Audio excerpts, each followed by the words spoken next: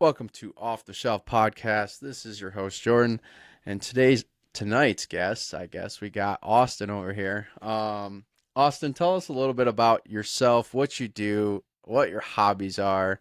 Um, we got you, in a mix of we seen what you do per your Instagram page, and you caught my eye, and I wanted to hear a little bit more. So go ahead and tell us a little bit about Yeah, what you do. sure. First off, thanks for having me on here. Super excited to chat with you. So let's see. Yeah, Visual Force is my Instagram page. Man, I've collected a lot of things over the years, but mostly been focused on Star Wars for I think the past 6 or 7 years. Collected a lot when I was little, and then took a break through the teen years. Collected comics and Game Boys, somewhere in between there. And then once I started my Visual Force account, I really dialed in on Star Wars, and it's just been building that account the last, I think it's coming up on 8 years. Oh boy. Yeah, so that's been the focus. Let's see. Yeah, I did. Even with this page, I've taken some breaks here and there. I was in undergrad and then dental school.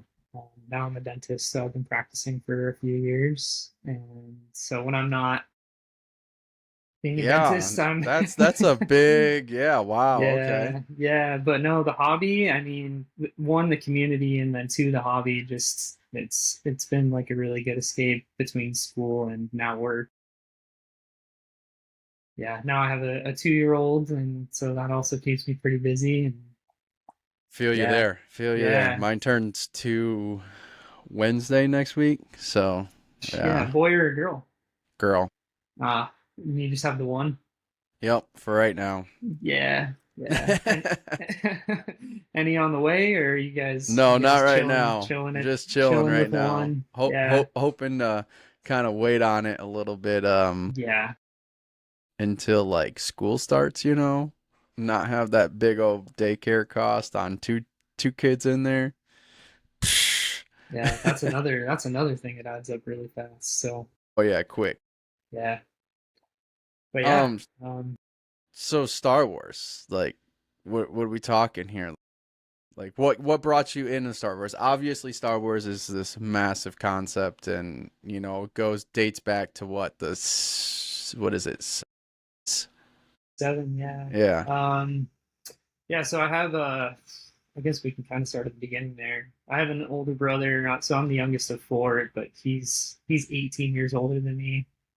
So he was yeah, I mean, he was born in 75, so he was like 2 when the first movie came out, but he had a lot of the figures growing up, and um, you know, so he was 18 when I was born, and right around the time he was 20, he was already trying to show me Star Wars, even though I was super little, and I got a lot of his figures. So I think my second, third, and probably fourth birthday parties were Star Wars themed.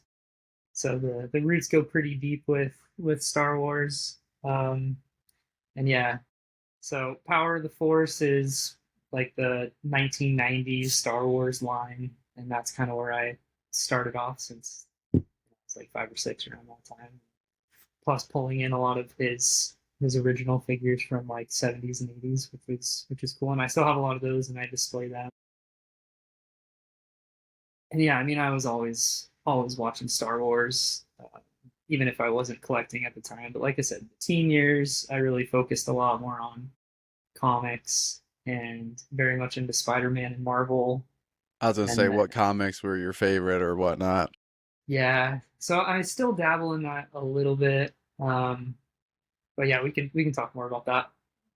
Yeah, I know there's a lot to talk about. And then yeah, right when so I pretty much just I think I was in undergrad. I'm trying to think which movie came out. And I've told the story a little bit on my Instagram page before. I think it was so it wasn't. It was The Last Jedi. If you're familiar with the Star Wars movies, that's like Episode Mhm. 8. Yep, yep. Um, when that came out, I I was on Instagram and I stumbled upon this guy's Instagram page, and he had a couple of toy photos, and I'm like, wait, are those? action figures. They look pretty legit. Like it's actually like a Right. Star Wars scene. So I started chatting with him a little bit, and then that brought me back into collecting Star Wars figures, and then it was a lot more about the photography than just collecting. And then from there, it was just like really building some really close friendships that I still have today from when I started the page, and it just really blossomed into a lot more than just collecting, which is super neat. Well, and it's kind of cool, like when you're in the hobby of either, action figures, toys, anything hobby related, Mm-hmm. collectibles, right? Like the collectible industry is just very open arms and kind of just I like the fact that just like, I'm not a toy collector technically. Well, I mean, I guess maybe a little bit, but like, Yeah, not dabbling selectively. into the figures, right? Yeah, and like it's just kind of cool to like, oh, well, yeah, how'd you come about? Like what Mm-hmm. made you think that you wanted to do this and so on and Yeah. so forth. And it's just cool that, we have that ability now with social media and the internet and so on and so forth. It's great because, you don't it's hard to come across that if you didn't have this stuff. So, No, like yeah, connecting with people locally that have the same. Yeah, that's. it's I mean, very unless hard. you're going to like your local comic shop, which there aren't very many shops like that Not anymore. anymore, Or not like they used to be. yeah, no, not even close. Um, yeah, but that no, that's the social media, good and bad. But when it comes to that, I think it's cool just bringing people together. I mean, most of the people that I try to go to Comic Con every year in San Diego, which is um, originally from that area, but most of the people I meet with that go to Comic Con are not even from California. So we all Right. met on Instagram, which is that's the cool So community aspect. so where are you located at, if you don't mind me asking? Yeah, Arizona. Okay. Do Yeah, they so not do they not do any type of Comic Con out there? they do. It's a lot smaller. Right. Um, Obviously, it's not a San yeah, Diego Comic Con. yeah. The thing about like even some of the bigger conventions, I mean, you have like New York Comic Con and you have even some of the bigger conventions, like I was saying in California, but you don't always have like Hasbro there and all the bigger toy companies, which is I mean, I don't try to network with them as much as I used to, but that's kind of part of the reason you go, Right. just to touch base with some of the people that you've kind of worked with in the past or are familiar with, which is yeah, there's kind of bigger reasons to it, and it's also the bigger conventions, more people are going to go. So it's like we have friends all the way from like Montana to Iowa to like New York, and everybody's coming out and connecting in San Right. Diego, which is kind of the draw there. I mean, it's one of the biggest, if not the biggest, Oh Comic yeah, Con. yeah, So, yep. so you deal with a lot more of a Hasbro toys then? Is that what a lot of the Star Yeah, Wars figures are? most of them, yeah. Hasbro still has the license. They just actually renewed it again for the figures. But there are branches off of that. I don't know if you're familiar with Jazzwares. Is that a company that rings a bell? They do a lot of other Uh-uh. figure lines like Stranger Things, Good Night Freddy's. So they're another. They have. I think they have like exactly know how the licensing works. It gets super convoluted and complicated with that, but I and then understand it with cards because it's the same thing, like I just know yeah, they can't use certain things with inside of it. right, And either it be packaging to what A or B might be wearing. yeah, yep, yep. Jazzwares, whatever part of their licensing, they can do the vehicles and the ships. Okay. So they're like obviously smaller scale. They're not like 3 3/4, which are the like original figures you think of with Star Mm-hmm. Wars or any like GI Joe stuff like that. So let's see, and yeah, but I mean, kind of like Funko has the rights to do Star Wars stuff, right? It's kind of the Right. same thing. But I They would say pretty much the have main, every right. yeah, I feel yeah, like yeah. And their then there, licensing's got to be massive. yeah, I can't even imagine. And then you have Hot Toys, which are like or not quarter scale, 1/6 scale, so they're like a foot tall. I've heard of Hot Toys, yeah. Yeah, and then Sideshow and Hot Toys are kind of similar. They both make that larger scale figure, but Sideshow is just a distributor of Hot Toys in the United States. Yeah, between Jazzwares, which their line is Micro Galaxy Squadron, that's their Star Wars line, and then Hasbro with their Black Series, which is their 6-inch line.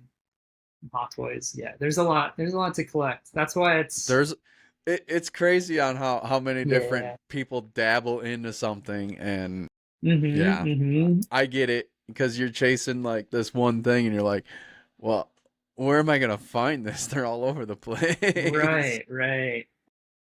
Like I constantly have people, not constantly, but occasionally people reaching out like, "Hey, why don't you do anything with Lego, or why don't you do anything with what else is out?" I don't collect pops. I did at one point, why don't you do anything like that? And I'm like, I have to. When you're already collecting as much as you are, even though you're locked into one area, there's still a vast amount of stuff coming out. It's impossible to keep up with Oh yeah, everything, and drops are space is always dropping. limited. Yeah. Oh yeah. Constantly. Yeah, I get that. I mean, Yep. See, exactly. Ah, yeah, it's funny. So that's a land speeder. So I have this kind of off to the side. This is like my favorite. This is Jazzwares. And my son's name is Luke, so we have this displayed in his room. And that's yeah, so awesome. this is like that vehicle size, but exactly. You see one thing on the shelf and you're like, "Oh, maybe I will get into that." And then it spirals out of control. Then you start Kind of running out of room. selective. I get Yeah, it. yeah. So um, so which came first, the love of collecting the toys or the photography? Just, I don't know if you kind of dabbled just with photography after the fact of collecting, after yeah, obviously connecting with those that were doing it on Instagram and so on and so forth, or I took a photography class in high school. I had kind of had interest before then, but nothing crazy. And then through high school and part of maybe a little bit in undergrad, I was taking like family pictures, senior photos, that kind of stuff. And then once I was telling you about that guy on yep, Instagram. yep. His account is Switpics, Spencer Witt. He's a super nice dude.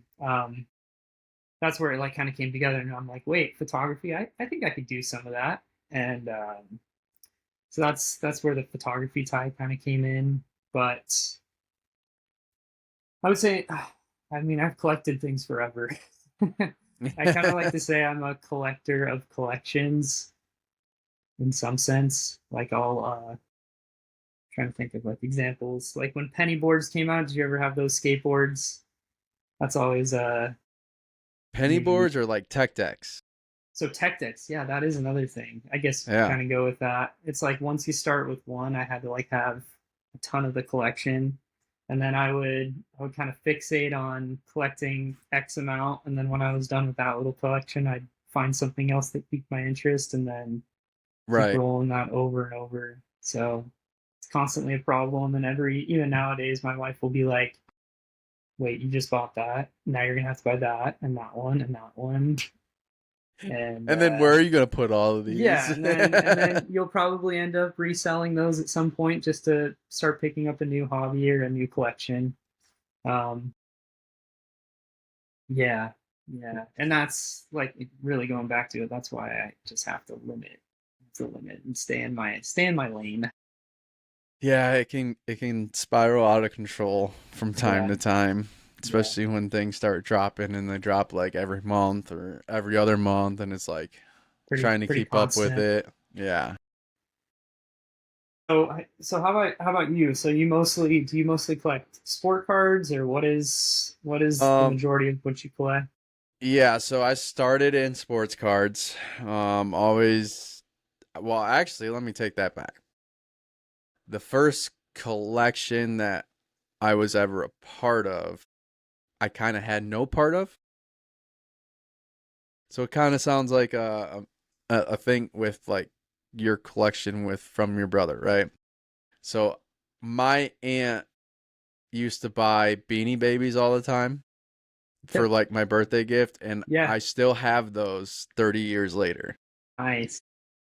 So, that's where it started. And then it went to Hot Wheels and diecast cars. My dad was a big NASCAR person, Hmm. and we used to collect the 124 scale cars. And where those are today, I know they still exist. I know they're still around. I just don't know where they're at. Hmm. And then while I was doing that, that's when the card scene started to get more in detail. I never did Pokemon growing up. I was mainly like I was more fixated on sports. Um, I mean, I lived, breathed like sports all the time. Like watched it, played it, you know, all of it. Like my parents still till this day don't understand how I didn't go into sports journalism, sports broadcasting. Like they don't get it. I don't Yeah. get it. I don't know why I didn't do it. It just didn't strike my interest, I guess, at that point in time in my life. Hmm. Um, but here we are today on podcasts. So broadcasting, here we are. Yeah. Yeah. I guess you kind of almost came full circle there, Yeah, right? In some and sense. yeah, and then so I didn't do anything from the years from pretty much my high school career up until I would say what 2021, 2022, like right after the pandemic and all that. Um I can't I moved jobs, and we started talking at work about collecting cards, and I was like, "Man, I need to find my collection," right? And then I started dabbling in, started buying in. Now I'm like out of college, got adult money. Now I'm just like, what am I doing? Yeah. And then it just goes spirals out of control. And then I had stopped, like I said previously, like 2 years ago, just because I had an abundance of cards. I couldn't keep up with myself, like trying to figure everything out. And then, well, now 2 years would be when my daughter was born, so like kind of put that all on hold, Of waiting for course. it and all this. And then now that she's to the age of where she's up and around by herself, needs some support but not all the support, right? um Now I've kicked it back up, and after seeing the hot mess that I had down here in the office, it was like, Yeah. yeah, you need to do something about this. So Right. Right. now it's It's mainly back to cards.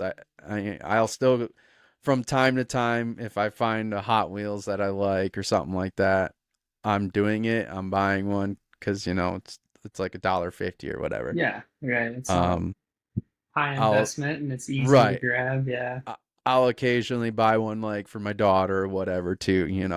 Hmm.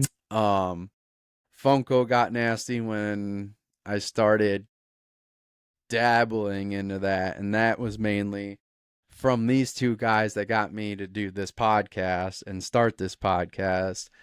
Great um influence. yeah. Clint is, like I said, Clint's our horror genre personnel, Hmm. and he had, Art the Clown, Michael Myers, like all these Funkos. And I'm like, dude, there is a market here in Funkos. Like, I do like to buy, sell, and flip, whatever. I'm like, okay, yeah, I'm going to do this. I'm going to buy some Funkos. Then it's like, oh, wow, there's a lot. And it's Yeah. piling up quick. And Yeah. now I'm running out of room. Yeah. You're like, I'm buying more than I'm selling or flipping, right? Right. And I'm Yeah. seeing way too many that I like, and I'm just like, I can't get rid of these. And it's like, whereas cards, I don't care if it's my favorite team, my favorite player. There's an abundance of them. I can find additional other ones, or similar to that, because, hey, they might have played in the league for 20 years, you know? So I can find rookie to 20 years from now, and, a low numbered serial card could go a long ways. So it's like I Hmm. can find that. So for the right price, yeah, you can take it off my hands. I don't care. Like Yeah, I'm yeah, more flexible when it comes to cards, whereas Funko, it's like, well, no, I just spent $15 on this thing. If it ain't worth my while, and you don't want to, like, right. where am I gonna go with this? So, Yeah, yeah. yeah. So that's where Where's we're at. okay. I was just gonna say, what's your so there's constantly, I don't know with as much with the pops and everything with cards, but what's kind of the consensus on flipping things in your kind of your side of the community?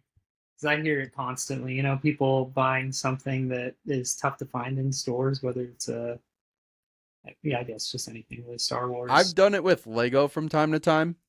Hmm. Just catching like Legos on sale real quick and Yeah. just like turning it for 30%, still less than retail. Um, but if you know the hobby well enough, obviously Legos are moving, they're pretty much like a liquidity depending Hmm. on the license, right? Depending on which one it is. So for instance, Star Wars, if you got something Lego Star Wars, you're probably moving that pretty quick. Yeah. I've seen like the Technic ones move pretty well. Um, anything Harry Potter related moves well. Really. I Harry have no Potter's idea. market is crazy. Seriously. I mean, Yeah. I'm a huge Harry Potter fan. Yeah, me too. I had a So, bunch of the Legos growing up. Unfortunately, gave them to my nephew, and they're all missing now. Yeah, that's how that goes. Okay, interesting. Yeah, I mean, I see them on the shelf and everything, but I'm not as dialed into that market. So, yeah, cards is a little bit different because cards, I mean, for instance, like I'll go to like a, local card shop and just go through like their bargain bin, hmm, which is like dollar cards, but those those shops are so big like they don't want to deal with it, so they'll just throw them in a dollar bin. yeah, And I mean, you can find one, so they're all $1 or $2 depending on the card and so on and so forth, and you can sometimes, depending on who the player is, depending on the card, depending on the year, um, you can turn it for $1 to $2 difference. So it's just like a quick easy flip, yeah, yeah. but it's the time consuming factor of it all, which is what kills it, right? Like, I Hmm. mean, I sat down here last night 2 hours and probably only put 100 cards into my system. So, and that entails like Time is obviously money, taking kind of. pictures. Oh yeah, Yeah, yeah, 100%. yeah. But You kind of get yeah, to a point where it's like, is this worth all the time that I'm putting into this, or and am I better and it off come just? it, yes and no, and it kind of is one of those things, like especially with cards, like you got to have the inventory, and the inventory is the biggest factor because obviously everybody's got a market for something, someone. Hmm. And you might run into kind of like a Pokemon to where, that one person is trying to complete their set for that year. And it may just be a simple base card, right? Like, but we still have those people out there that are just wanting to collect the whole set versus, Hmm. granted, the card hobby, I feel like, is kind of going the opposite direction. They're chasing the high dollar valued cards, and they say do it for the kids, but these kids are doing the same thing we're all trying to do as I adults. Yeah. Well, I went because to they a have a. Oh, sorry. I was just gonna say because they have a dad or an uncle or something who is, that's been in it for a or while and done it. And yeah, I mean, I've seen kids carrying, like, I have a full on card case and whatnot for shows. And I mean, they just whip out a wad of money. Like, I'm like, well, you're like 14 years old. Like, and then they come up and like deal the deal and they're like confident as all get out. And you're like, whoa, yeah, okay, this yeah, kid really knows what he's doing. yeah. This is not his first rodeo. I was not doing that at 14. No, Maybe no. 12, I don't know. Yeah, It's a different crazy. atmosphere when it comes to that now. So, Hmm. Hmm. Yeah. uh, what is, I just got a bunch of random questions because these are crazy. What is the grail piece in your collection right now? And have you dared to take it out of the box? Let me think about that. See, because like a grail to me can be many different things. It's almost Right. I mean, it could be, like the highest value or no, I mean, it could be something that's most just you've wanted. sentimental. It could be Yeah, most valuable. It could be, what is like the collections side telling you, like everybody else is like, oh, well, this is the grail, like this is the holy grail of Star Wars toys. yeah. So I've been, if you go back to, so the original Kenner figures are the ones from the late 70s, early 80s. So there are several figures in that timeline that I mean, in the grand scheme of things, it's not they don't sell for a ton. I mean, hundreds of dollars, but it's really just about finding some of the. I mean, like anything, it comes down to condition, and it comes down to like clean applications and just how it looks, and really trying to be selective. So in that line, I'll get into the details of it. Essentially, right at the end of Kenner's, basically the Kenner line, there's these final 17 figures. I don't know Okay. them off the top of my head, but those are the ones that can go anywhere from $400 to $1,000. There's like a yak face. How big are these?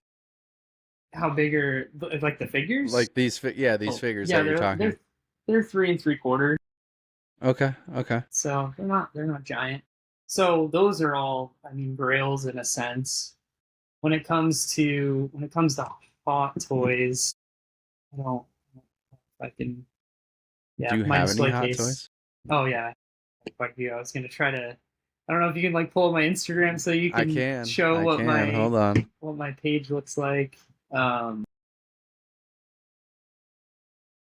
to even think if.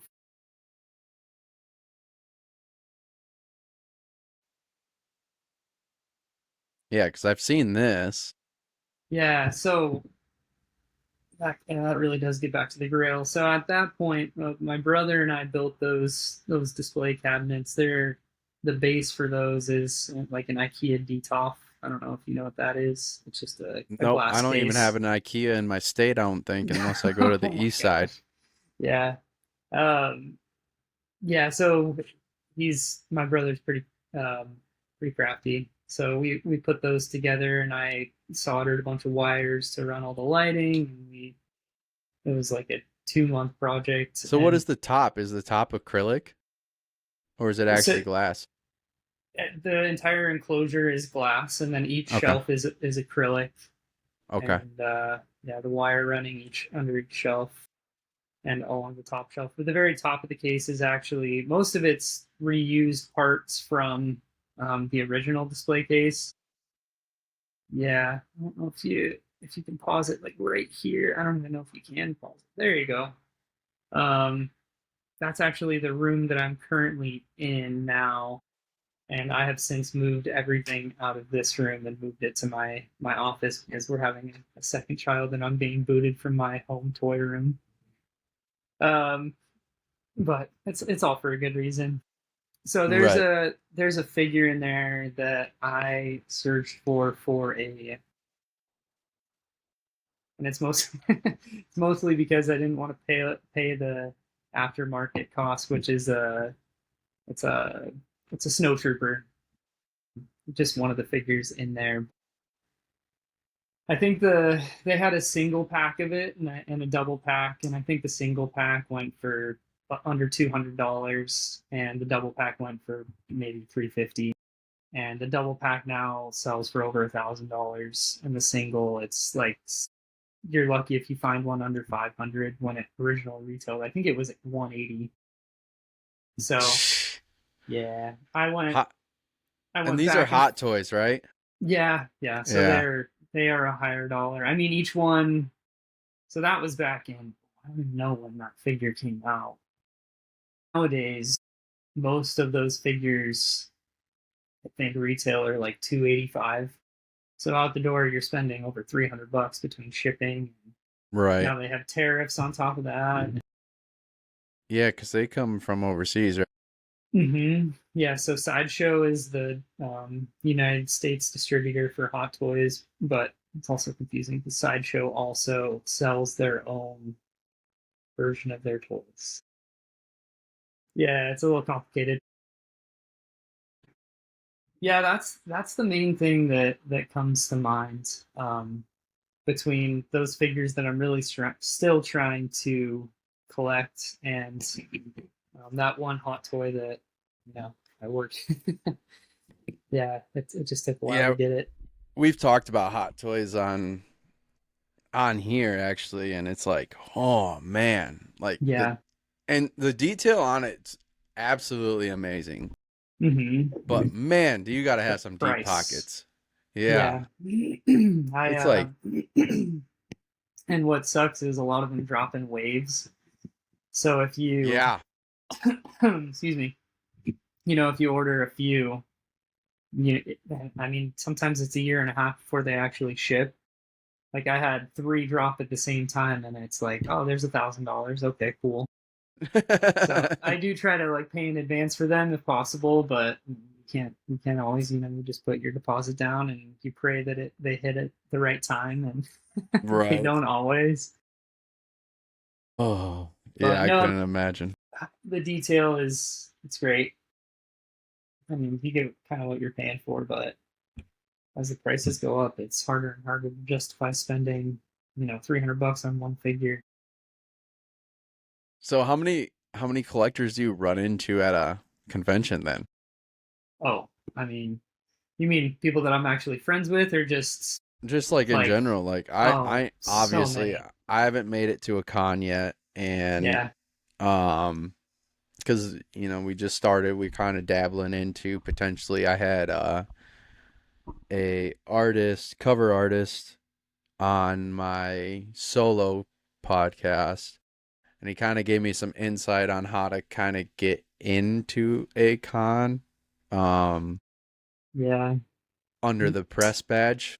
Oh, So that's sweet. Yeah. because I we guess have when you this have your own. platform, yeah, we Exactly. have this Exactly. platform, so it's like he's like, check it out, and that might be an easier way to potentially get into one, like a bigger one, and so on and so forth. So it's like there's so many cons around. It's Right. Right. it's crazy, Yeah. and it's like trying to keep track on it all, and like So you've get. never been to even like smaller ones? We're actually gonna be at one in 3 weeks, 3 or 4 weeks, something like that. I think it's 3 weeks. It's just a smaller one up here in West Michigan. So, um, the goal is to try and hit MC3, which is Motor City Comic Con. And that one is in May, I believe. So we're gonna try and hit that one. I have my comics, so I want to check one out, and I want to check out a Yeah. bigger one. Yeah. So I mean, the cons are kind of what you make them, whether you're there for networking or just kind of connecting with people that are right, traveling in. But I mean, they have a lot of good like panels and everything. Or if you're just there to like walk the floor, I don't know how big that one you're going to is, and if they'll have panels and everything you can sit in on I don't think the smaller news. one, like in 4 weeks, is, but I know Motor City's a bigger one in our state because I mean it's the metro area of the whole Hmm. state, so it's Yeah, it's the biggest one I think in our state. So right. My experience with the cons, it's kind of comes down to how, I mean, outgoing you are, and if right, you actually want to like, are you going to just connect with the people that you already know, or are you going to walk around, walk the floor, and try to make new connections, or just start talking to people that you see grabbing what you're grabbing? If they're looking at a certain yeah, comic or a card, so it's kind of what you make it. That's the thing that I really like about the bigger cons is they're just you're never bored. There's always something to go and there's look at, or always sit something. in on, or talk with somebody. So Yeah, that was kind of the cool thing that when I talked to Sean, it was like, you know, obviously he's down at MegaCon right now. And then he's got WonderCon next week, but it's like, oh, he's going to man, y'all live WonderCon. a crazy life, man. Yeah. Like, So is he at conventions? Just is he signing stuff or what is he?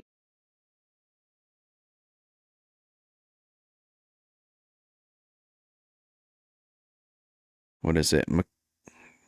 Um, Marab Michaels or Marat Michaels.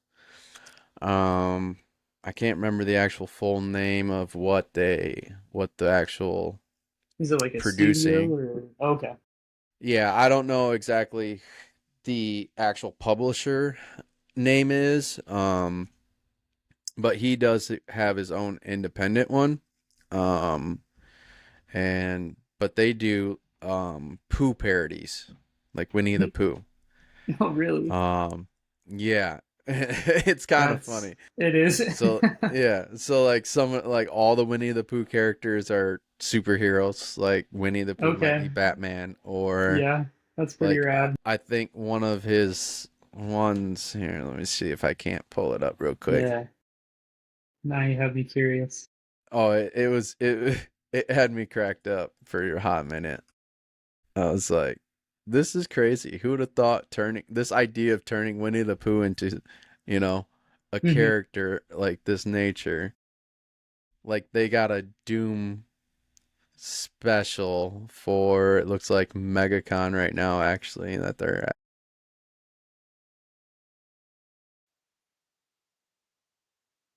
That's cool. at. But like some of the other ones, Pooh is Yeah. Spidey. Yeah. Like Tigger is Superman. It's a great crossover. Yeah, it's crazy. I just like Yeah. who thinks about I, this? And the craziest one I thought was the Pooh Deadpool one. I thought was funny. See if I can.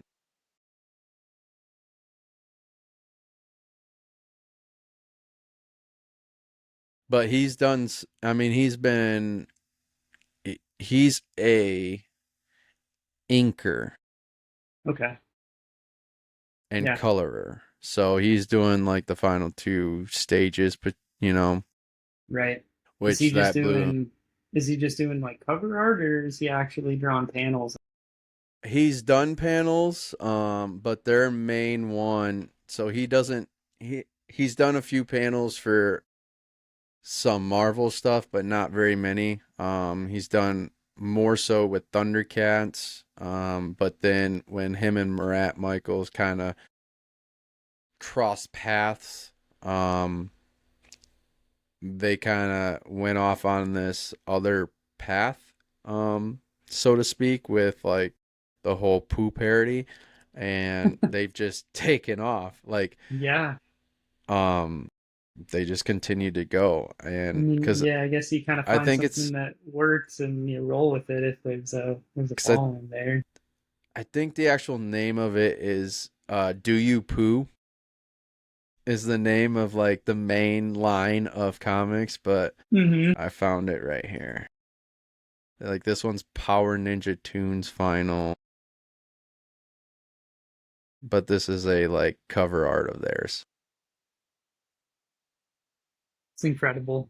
Yeah, it's just like, and he's like they all the characters change, from time to time.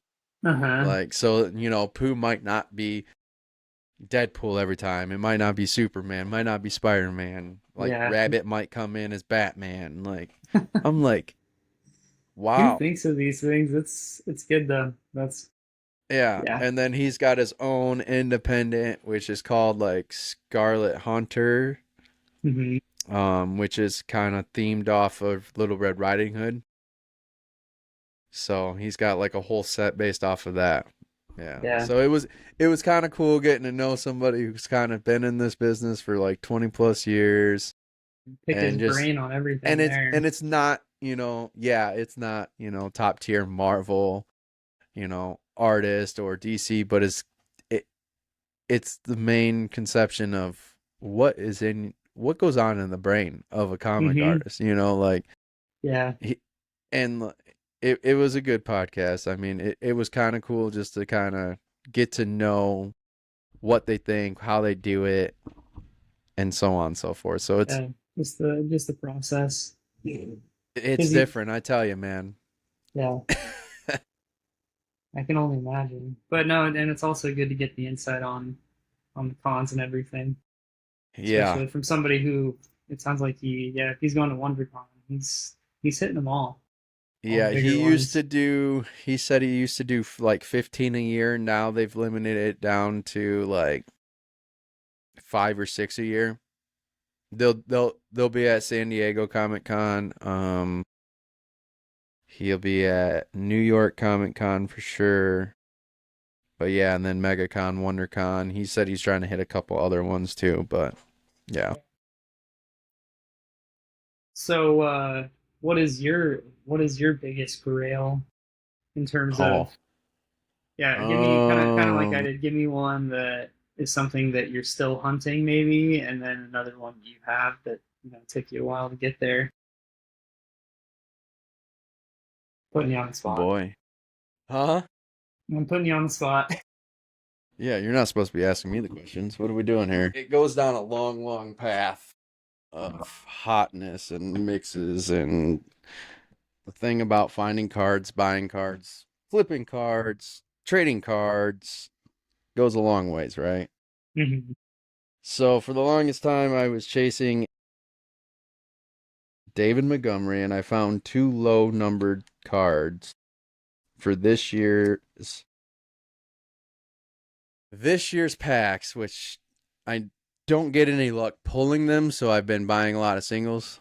I ended up pulling or buying both of these, and then my lovely Detroit Lions ended up trading him. How do, how does that affect the value of the card? Or does it just depend on the player? I don't think it really affects. It depends on how you want to look at it, right? And that's where like it depends on the collector. Um, Let me pull up my phone because I mean, me like for instance, rookie card. Like I wanted his rookie card. He played for the Bears, which is obviously like divisional rival and whatnot Yeah. for whatever. But it's like the fact that I want a rookie card, so I'm gonna have to face the fact that yeah, it's gonna be a Bears card, but I want this card because it's gonna have its value. It's his rookie card, so I didn't care less from there on out. Um, but it just really depends on the collector themselves. Yeah, my value might have been deteriorated a Hmm. little bit, but it's still a low enough numbered card or cards to actually then be able to move them, so it shouldn't be that bad. So is this a card that you're planning on keeping kind of forever, or is this a quick flip, or This one ain't a quick flip. No. I don't even I've been want so my plan was to send him off to be graded, but I'm not going to do that now that he's not a lion. hmm, Um it's probably pitiful of me to say that, but it's just not now. It was gonna be something I wanted to hold on to. But now that he's gone, I'm gonna move on to something else, if that hmm, makes sense. yeah, Like yeah. so I do have his other side, which is but that one. So the only one that I probably have right now that's gonna be close to any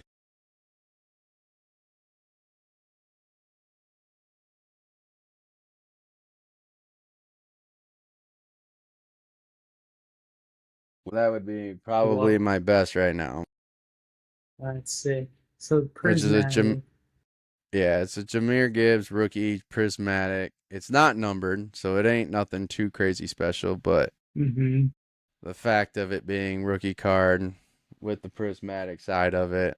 Yeah, that's pretty sick. So is there like a standard version of that card too, or is that the only? No, so they have base, they have parallel. So like for instance, the Shohei Ohtani would be a base Dang. card, Yeah. whereas I think I got one in here. This Shohei Ohtani Hmm. would be a parallel. And sometimes these parallels can be numbered, sometimes they're what we call inserts. Like for So much instance, terminology. I have no idea. Okay. so like this is the original demo that I was gonna get send off to get graded, so on and so forth, with us keeping him here. Yeah. Obviously, so this card's only numbered to 25. So there's only 25 of this Hmm. card made. And they're all obvious, and I don't know. They So if you can kind of see right at the top right there, it says 8 out of 24. Hmm. So that one's my lowest there, and then this one, And and this one's out of 15. so if it, so it's 11 and 15. If that was one of 15, would that be No, more that wouldn't valuable? matter. It wouldn't I matter at mean, I all. guess it It's depends. just the fact that, It yeah, could and I be guess it comes down to the collector too, right? right. Yeah, They it want could it be like early. 5, which is his jersey number. Maybe you were wanting to collect all the fives based on, it's just different schematics of how you want to be able to collect it. Um, and that's where it can get pretty wild because I mean, now you got the whole thing coming down. Yeah, no, I'm ready for it. So like, I got let's just say Jameer Gidd. So like, this is a patch, no Hmm. auto, but because it's a dual patch, it could potentially go for more. There's just so much stuff that kind of goes with it. This one is numbered as well. Um, but it all just comes down to now, if you're collecting, what are you collecting? How far are you collecting? What's your kind of niche within Right. collecting So a lot of plus? my stuff is Detroit Lions, Detroit Tigers. I don't really collect too much hockey no more. Hmm. But like, let's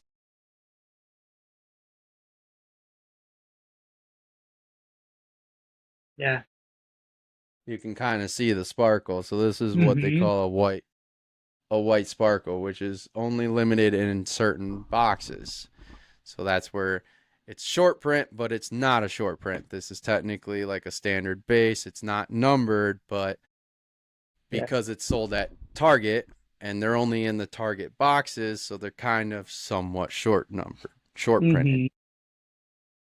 Same with like this. But then you get into this. This is a base, but it's a parallel of the base So that's kind of a different. Okay, I see.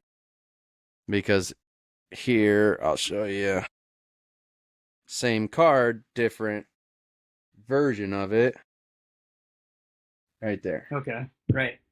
Yeah, and Same that's kind of. photo, just different variation of it, Yep, yep, yep. So that's Man, kind there's of a. where it can go wild. And Yeah, I that mean, I is. That is the cool thing about cards is just the kind of the variation when it comes to. I mean, I guess with. I guess like some of the Funko Pops, like you have like flocked stuff, but when it comes yep. to any other Or you had exclusive like figure, Funko exclusive, Comic Con exclusives. yeah, but even with that, it's still mass produced to in a sense. In a You, sense, I know the yeah, Emerald City one, they limited on some of those Funkos that they had. yeah.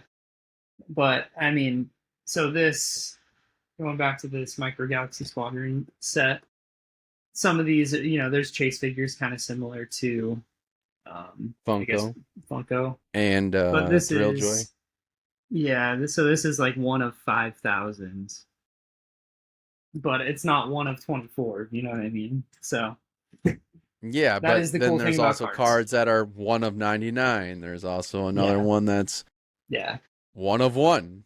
You know, right. Yeah, there you are have those too. any of those? In my dreams, that's like winning the lottery for a card collector. Uh, You pull a one of okay. one. I see, yeah, I see videos on Instagram and people are always freaking out when they pull Or if they something like pull a like a one of one. downtown or an uptown or Yeah, um home field advantage. But yeah, no, I just don't know the rarity there, but yeah, that makes sense. so like downtowns and uptowns, that's Panini's brand of a case hit. Um and they used to be really super short print. Um but now they're kind of up in the numbers now that their licensing's gone because they don't own any licensing to NFL, NBA. Um, I don't think they have any sports license. I haven't done 100% the research on whether or not they have the license for like WNBA. Hmm. Um, but I would imagine if they don't have the license for NBA, they don't have the license for WNBA. That all went to Fanatics. Just well, football is still currently in Panini until April 1st. Um, but they all have their releases. Panini's still not going to stop making cards. I mean, Yeah, they're a card yeah, maker. That's what they do. they They branch just out. won't show the branding of, the NFL logos or the NBA logos. Like they're still going to Hmm. have their main cards, but they've ramped up the number of downtowns on the 2025 releases for NFL. Which does that deteriorate the price of that card now? Because well, they produce more of those this time around, whereas now Fanatics on the Topps baseball side, they decreased the number of home field advantages. That was already a low number. Like it was like one in every 8,000 packs you could find potentially a home field advantage, and now they've upped it to like I think it's like 1,200. Hmm. So it's like yeah, it gets crazy on to think it's a lot of packs to open. You know what I mean? It Like, is a lot of packs open, but you hit and it. Now it's a super short print, and like I know for downtowns, if you hit a downtown, you instantly had a $500 card in your hand, just like that, raw, not yeah, graded, yeah, nothing, not just graded. straight Just raw. jeez, I don't So even know what? how do you keep up with all this? What do you mean? Like knowing which cards are going to be obviously like generally if it's that specific type of card then it's going to be a hit, but Yeah. I get is it do you Um. see what other people are pulling or just know what's out there or Well, it also depends on so you kind of know based on case hit. You kind of do the research on what are going to be the case hits. Excuse me. A lot of it is watching because I follow a lot of breakers. I have a local breaker that's probably 40 minutes north of me, but I mean, they're opening hobby boxes. I ain't got the pockets to run a hobby box. And they're opening, $2,500 boxes. So some of the stuff they're doing, obviously, because they're doing breaks, they can open that top tier product, and it's like, well, yeah yeah, they have more flexibility to pull stuff like that. right when you got the money you got and the people, the following, you own your own card store, like, yeah, it's great you can do that. Must be nice. But when you're a little low end card salesman like myself here, Yeah, you you don't just have get to be that. selective. Yeah, yeah. I mean, you But can when find some of those case hits in retail boxes, but it's a lot harder to find. So, and that's why if you there's ain't that got, premium. yeah, and that's why it's like I just much rather just buy singles at a card shop, I might dabble in a couple packs, a Right. month or whatever. Or if it's something like holiday themed, this Easter egg for whatever. Yeah, yeah. So, I mean, you might, and it's just because they run these weird, parallels within those. Hmm. You have that, and then you got the one that I showed earlier. Yeah. So it's just those oddball ones because, like, for Christmas, they ran, oh, like this. This is just an insert card, but it's a ornament, Yeah. That's sick. like a legitimate ornament. Hmm. So how many of those that you just showed were polls versus just individually picking them up? So all of what I just showed are coming. Wow, what is going on? Have came out of those holiday packs that I just showed. Those are just based off of time of year and so on and so forth. They do mix them up because like Christmas time they did that was an insert, but Hmm. their parallel has Christmas lights around it. Yeah. So it's just like, Sweet. and their base card has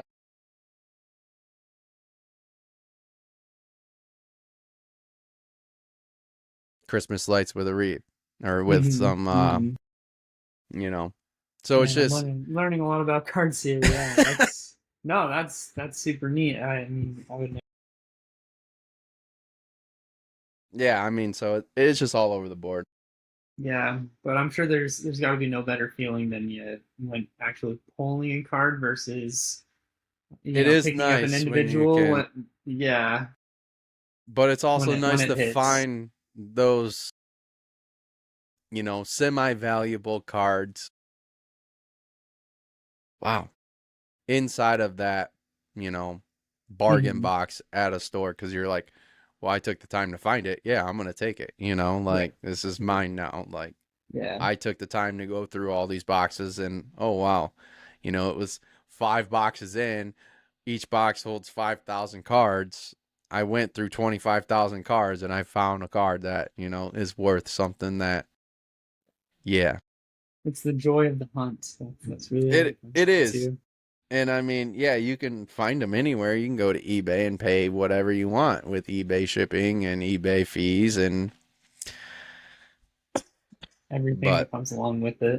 I'd much rather travel 30 minutes south of me and go talk local, and Hmm. enjoy the time. Like I took my wife and daughter there one time and she's like, "What do you are we going to leave anytime soon?" I'm like, You're like, I've no. only made it through the second row of this box, and there's Yeah. there's there's plenty more boxes I can go through. Like, and so it was like, all right, yeah, we enjoyed this time with you, but we probably won't do Yeah, we won't this do it again. again. It was great. It was great bonding for this one day, but not never again. I mean, my daughter likes playing with the cards, and they're all like in top loaders and stuff, so it's like they're semi secure. So she's just out here Yeah, like dropping them, and I'm like, oh boy.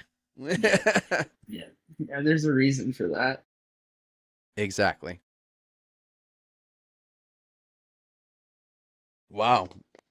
Got dry down here or something. Cause holy Yeah, smokes. got you excited Um, talking about cards. I think. I guess so. So, so when you're buying a new figure, what are you looking at as a collector? Rarity or value? Um, or if you're using it in photography, Yeah, um, like, is it like points of articulation or what, like, what are you looking for when you're actually looking to buy a new figure? I guess if it depends if is it for the display or is it for the purposes of photography. If and when you go to my page, you'll see that most of it is kind of that 112 scale Hasbro figures and some Mm-hmm. of the vehicles. So it does come down to that, but I mean, across the board, you get pretty similar articulation. Occasionally, Hasbro will change it up with a different sculpt or a different mold that's either better or sometimes worse. So yeah, with most of the Black Series, which is that Hasbro brand 112 scale 6-inch figures, it's for is really is for photography purposes. But like some of those older Kenner figures, that's where it's just a little different. It's a little different. More for showing it off on the display in a sense, and less about actually playing with it. I guess you Right. could say.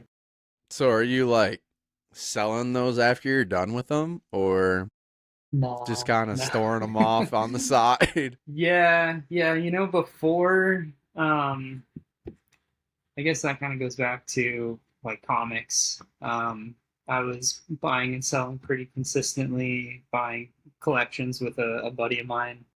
So we would flip those. You have your personal collection on what you want to keep. So you buy a collection, you keep what you want, you sell the rest. And then that kind of transitions. I wasn't as flexible in being able to travel and look at collections and buy them, fly them home or send them back.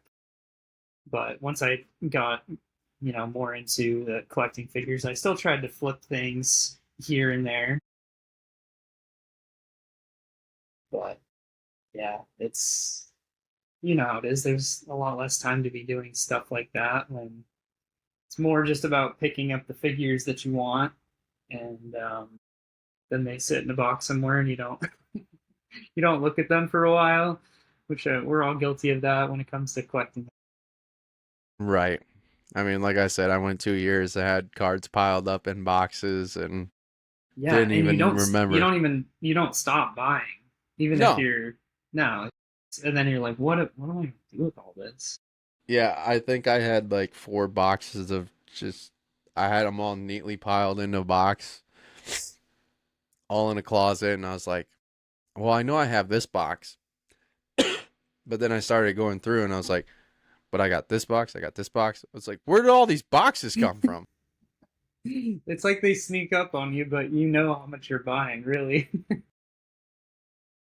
Yeah. It got pretty crazy when I started getting back into it. I was like, man, this is going to You're take me all playing day. playing catch up, yeah. Yeah, I'm at But like 2,000 cards in my collects account and like $3,000 worth of value estimated. And it's like, yeah, yep, yep. Um, yeah, the photography is something I don't really have as much time for now. With the page, I've really been trying to dial in on more of like the connecting with the community and just more reels and things like that. As much as I want to get back into the photography, it's tough for me. I still enjoy that side of it. It's a nice creative outlet, but it takes time. It really like yeah, between getting the camera out, setting everything up. I don't know if you follow any like toy photography accounts, but some of the really good guys, it's like you look at their setups and you're like, that's a whole you spent a whole day doing this, and I don't know how you have the time for that. It's nice when you can, kind of set up the camera and talk about we kind of almost like this, just really talk about mm, your collection or what you're really into at the moment. You're still connecting with people, which is great, and it's a lot more time efficient. right, right, As much right. as I want to get the camera out and take pictures of things, it's just Well, you yeah, got that. Then you got like, if you're doing any editing work on top of that. right. Yeah. That's like I think I have three different videos that are like filmed that I have to do the voiceover for that have been sitting there for a week. Yeah, Right. just finding the time. Get home from work and you're on dad duty and then Yeah. you're too tired 100. to do anything else. Yep, 100%. I feel that like I think Day starts over again.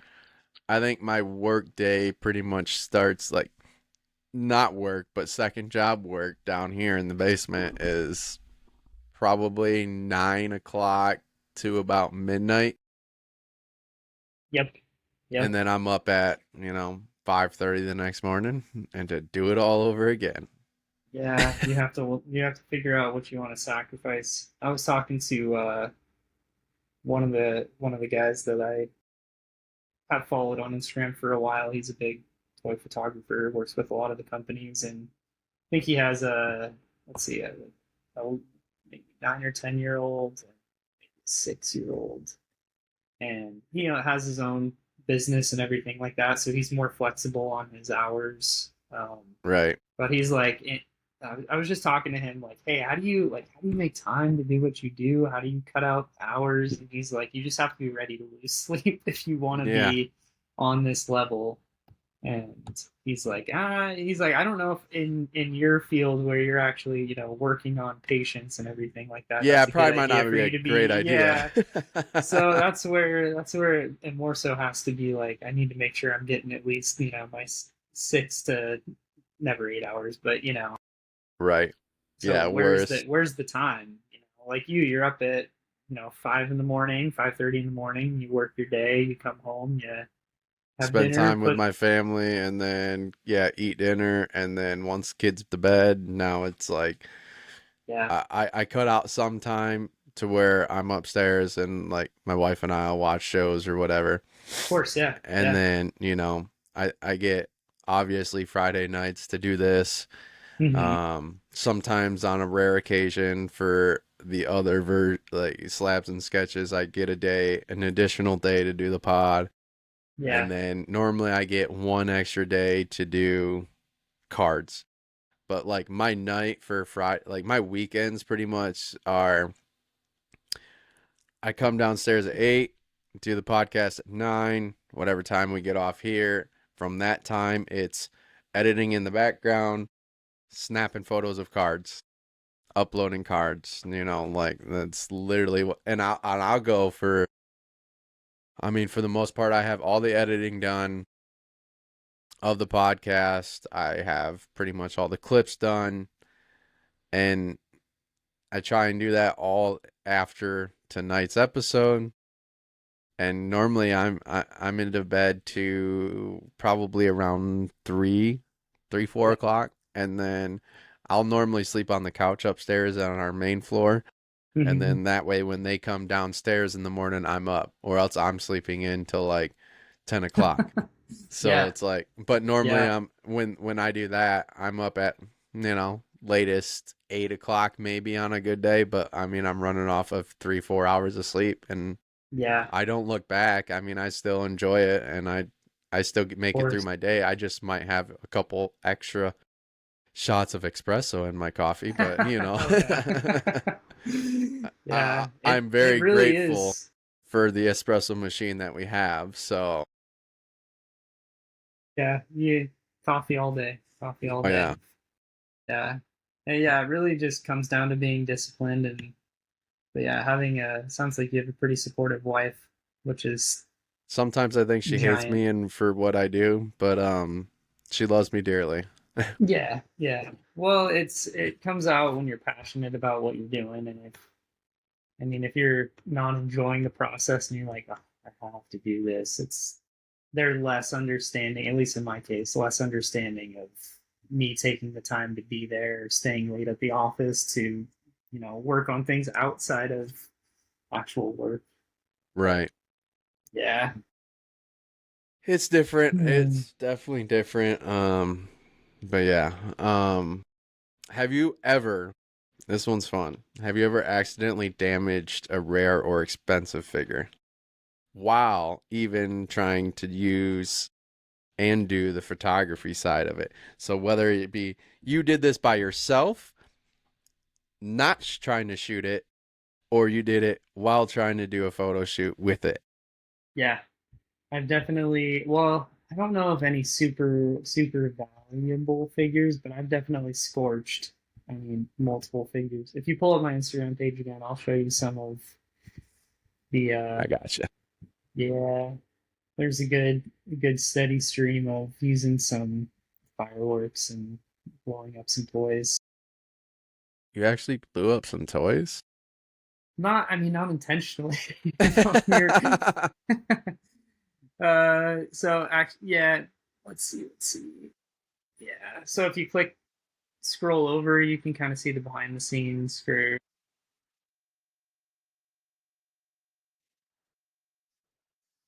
some of the stuff, but some of my earlier, you kind of get dialed in on what you're. I really like that. Did you do a blowtorch on this? Nope. So this is a perfect one. That figure, I don't know if you go over one more if it'll. I can't remember. Yeah, she didn't. Yeah, she got super scorched there. So go back to go back to the left one. She's actually on fire there. But so they're these little. They're called crackling balls. So I mean that's what I use for a lot of those like explosion scenes and just adjusting the camera speed and everything. Um, there's also there's also this stuff that I have used in the past. It's called atmosphere aerosol. Of course, it's in an aerosol can, and we're working around fire, which is less than ideal. Um, 100%. but you get some of those cool like flamethrower effects. That's kind of one of them too. Yeah, you can see. Yeah. Is that what So this is? so you can see the mist kind Inside of on the coming off the uh-huh. side. Yeah, that's I'm spraying something off to the side with the firework going off, and it catches the flame, and that's kind of the effect that you get. Gotcha. Okay. Yeah, yeah, it's fun when it works out, but man, you have to That's get like that. timing is everything. Timing is everything. So your shutter on the camera is just flying as fast as it can to try to hopefully capture the perfect moment. If you scroll down a little further, there's this really cool Boba Fett one. This was kind of right when I was exploring. I keep going. It might be a little further back. Um, yeah, I mean, a lot of my buddies have used fireworks in the past, and sorry, no, maybe nope, not that one. I didn't realize it was this freaking far back. You gotta be getting close to it though. Yeah. Oh, That one? that's it is that photo. Keep going. You're there. There it is. Um yeah, so really bright lights and you like to have a darker background. This was certainly at the beginning stage of kind of learning how to do all this because then it turned into I can work in the daylight instead of at night, which this photo is taken at night. Put a Right. black poster board behind you, and that ends up giving you kind of the same effect. Because the lights that I had on this, they're pretty strong lights just to be able to capture that. But that was man, that's super fun. And at the It looks time, fun. it is, yeah. I mean, if you're a pyro, it's fun like Yeah, that. But definitely definitely a pyro. yeah, have I some mean, coffee. Yeah. I think Um, there's a little bit of pyro in all of us. yes. As long as you're not burning the house down, I think you're all right. But Right. um, I feel like I mean with any hobby, especially when it comes to that, you kind of hit a lull and you need to find something that changes it up. So at that time, that kind of stood out to me, and then I went off the deep end a little bit, burning figures. But yeah, I don't think getting back to your bigger question, I don't know if there's any that are super valuable that I've ruined, but I mean probably at least a dozen figures that I have I have ruined, needed to replace. So what kind of lenses are you using on that, like to get that type of Like shot? a macro lens. So it's I use Canon stuff. My camera's actually pretty old, but it's a 100 millimeter macro lens, so you're actually pretty far from the scene, which is more ideal when you're doing Hmm. those explosion scenes. Right. And yeah, I mean the equipment alone. I mean, you have a podcast and Well, you'd be surprised on how cost effective this podcast setup is. oh, that's good. Yeah, you make it work with what you have. Yeah, But let's just say I used to stream video games for a while, so all I got pretty much is like a 4K camera, like webcam, um, yeah, obviously a halfway decent mic, and yeah, some studio lights here and there, and and that's you're pretty much you're about up it. and rolling. Yeah. Yeah. That sign behind you, what's the story behind that? That was custom made at my shop. Wait, So what? we, So what's the shop that you would? so I work for a ropes course company. Um, and we have uh what is a oversized printer. It is a printer that pretty much uses UV, so it'll lay down the color, and as it passes after the color's laid, it dries it immediately. So it's like painting without painting. And you can take any image and put it on anything. This right here is just a piece of acrylic, I think, Hmm. 1/4 inch acrylic, Yeah, and it's printed on the back side, so it's mirrored to right. then come through the clear side, painted white on the back side to give it to Dang. not be that clear. Yeah, And then it's just got some lights behind it, you know. that's pretty sick. No, it's good. Who came up with the design for it? I don't want to say that. It's okay. I probably know. No, it's probably AI. Yeah, yeah. No, A lot of it it's a came through sick. AI with a little bit of adjustment work here and there. Yeah. Oh yeah. No, And because we do makes talk your. about, there was a lot of different things. Like it was like, well, what do we want? Where do we want it? What concepts do we want? We wanted like a vintage sign. And yeah.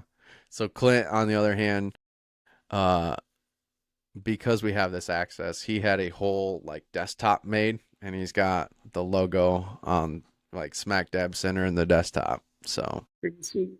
oh yeah, I That's mean cool. those printers are $60,000 printers, and they'll Yeah. print So anything and everything you want. so what mostly comes out of the shop? Do you just have what custom orders, or how does? No, so what we actually physically do, Yeah. like that's just Is like some of the small stuff that we do. So like we make signs for our course, which goes on to obviously the course itself. That was just a tool that we have. okay. We also do clip and climb walls, which are, climbing walls, but a lot of that is printed on like 3/4 inch plywood. Actually, no, I think it's a inch and a quarter plywood. And, you know, we utilize that printer because it's easier. You can walk away from it. You don't physically have to paint it. It dries immediately. Like the cost savings there is just, so much better. But what we do in the actual shop is like, I'll show you real quick. So what we do is like this right up in here. Oh, okay. Now I see. I see. Yeah. So just a quick image review. So you sell to places that are opening ropes courses, or you have Correct. your okay. So you're like, So, I mean, in theory, we have a, it's its own entity, but it is right next door to us. It is the same ownership as the company that builds them. Um, and they have this as like a family entertainment center. Um, so, yeah. but yeah. How do you get into this? Like, how did you? Don't ask me how I stumbled upon my job because it was kind of one of those things that I was like, because I started in automotive, like this is pretty much 100% like chop shop in a sense, right? It used to be pretty standard. It used to be almost like you could run it like a, manufacturing plant because they used to be so standard. But over the last, oh man, 3 years, I've been there 4. Um, they've gone pretty custom. Like I will, let me see if I can't find.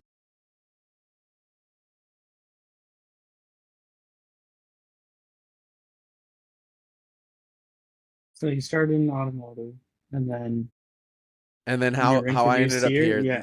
The only reason I came here, I knew of the sister company, um, and because my buddy used to work for them while we were in college, and his dad used to work here, and so I knew of the company. It was just I was in the process of traveling back and forth an hour and 15 minutes one way to work, and so I wanted to find something closer, and then we ended up moving um a little bit after that anyway. um so yeah, that's kind of where we're at. Yeah. But this monster is something we've done.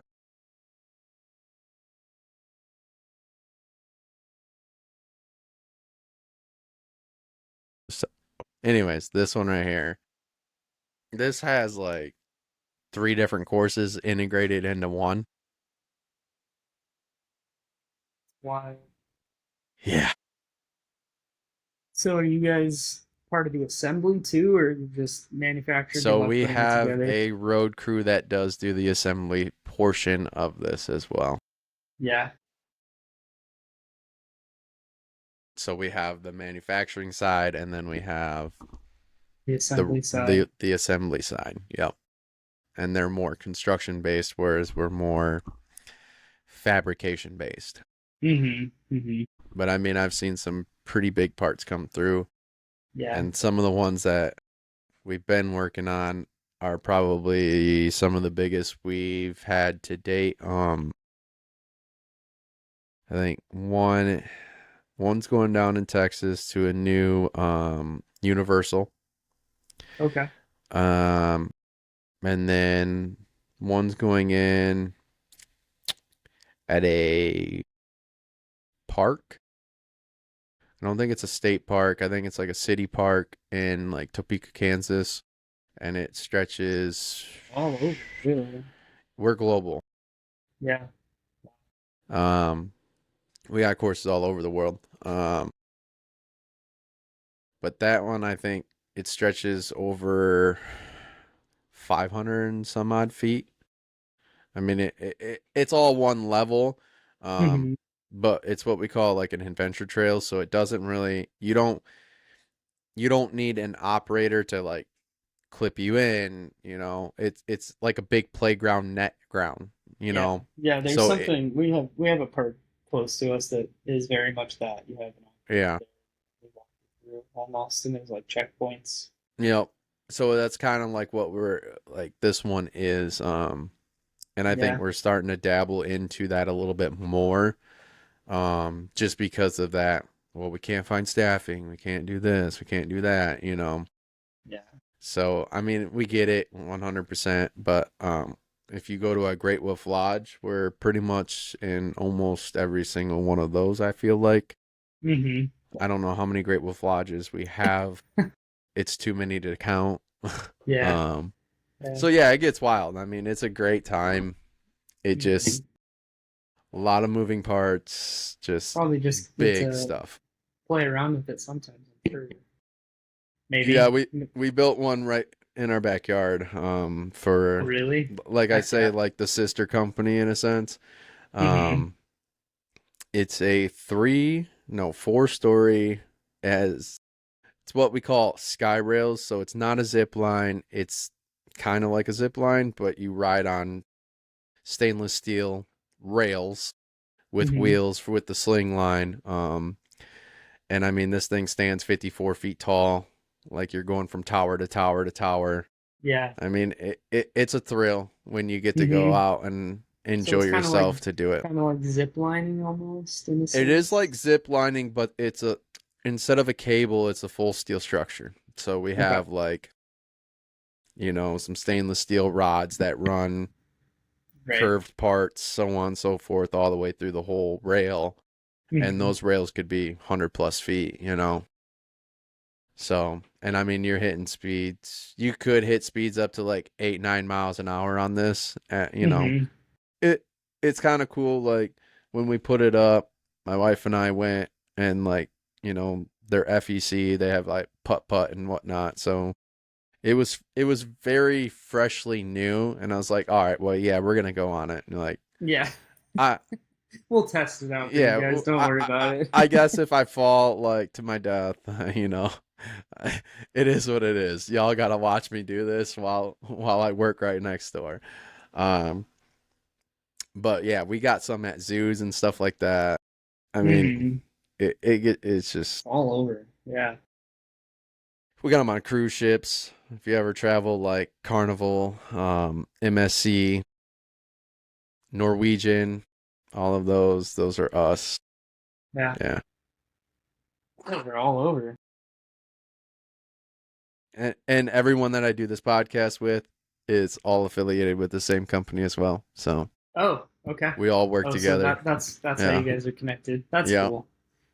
So It's also nice to probably connect with them on like a different level outside of work, which sounds like you guys have really grown. That's it sweet. it is, and then sometimes it's frustrating because you see You're them like, every I day, see. and you're Yeah, like, right. That's "Damn, true. man!" That's Like, true. That's almost uh, like working with the spouse, you know? right? Yeah. Yeah. So I mean, it is what it is. Let me see. I think I lost my page here. I definitely. So you collect comics too? Yes, I do. What older stuff or newer or what do you A little bit of both. I have no. I bought a lot. Um, and it was a big Marvel lot that I'd bought, and I plan on reading them. That's kind of the thing that I'm trying have? to do with them. Yeah. I mean, I want to be able to take some of them, look at them, determine whether or not it's gradable, and try and do that whole process, which ain't no big deal to me. I mean, you do it It with just, cards, so yeah, obviously it's a bigger thing. It's bigger than just a little 3x4 card, yeah. It's not Yeah. as small as that is. But yeah, I mean, I probably got, I want to say maybe 30 different ones right now. Hmm. But What's your go ahead. I was gonna say what's your like oldest book or you Ooh, know. I haven't even dug that deep into it. I think the oldest I probably have is a 91. Okay. And that's just, I'm taking the word from the person I bought it from because I haven't done enough research into it. Yeah. They're Yeah. literally sleeved and board and Yeah. chilling right now until I get to them, to when all the cards are done. Then I'm gonna dabble back into the comic, Jump read into them. another. Yeah. Yeah. That's So, good. That's the fun part of comics. oh yeah, and I mean, so I never used to be a comic person. Like I never read them. Like obviously I knew I might read some little comic here and there or whatnot. Yeah. But never actually dove into the actual books itself. Right. And then I was just never like, I don't know. I just did. I'm not a big person that likes to read either. So I guess that might be my problem. That might be our generation, honestly, because I'm not a big reader either, Like I hated outside of reading in school stuff. school. Yeah, of Um, course. Yeah. and if I'm reading books, like half the books I read is either business oriented books or sports oriented books.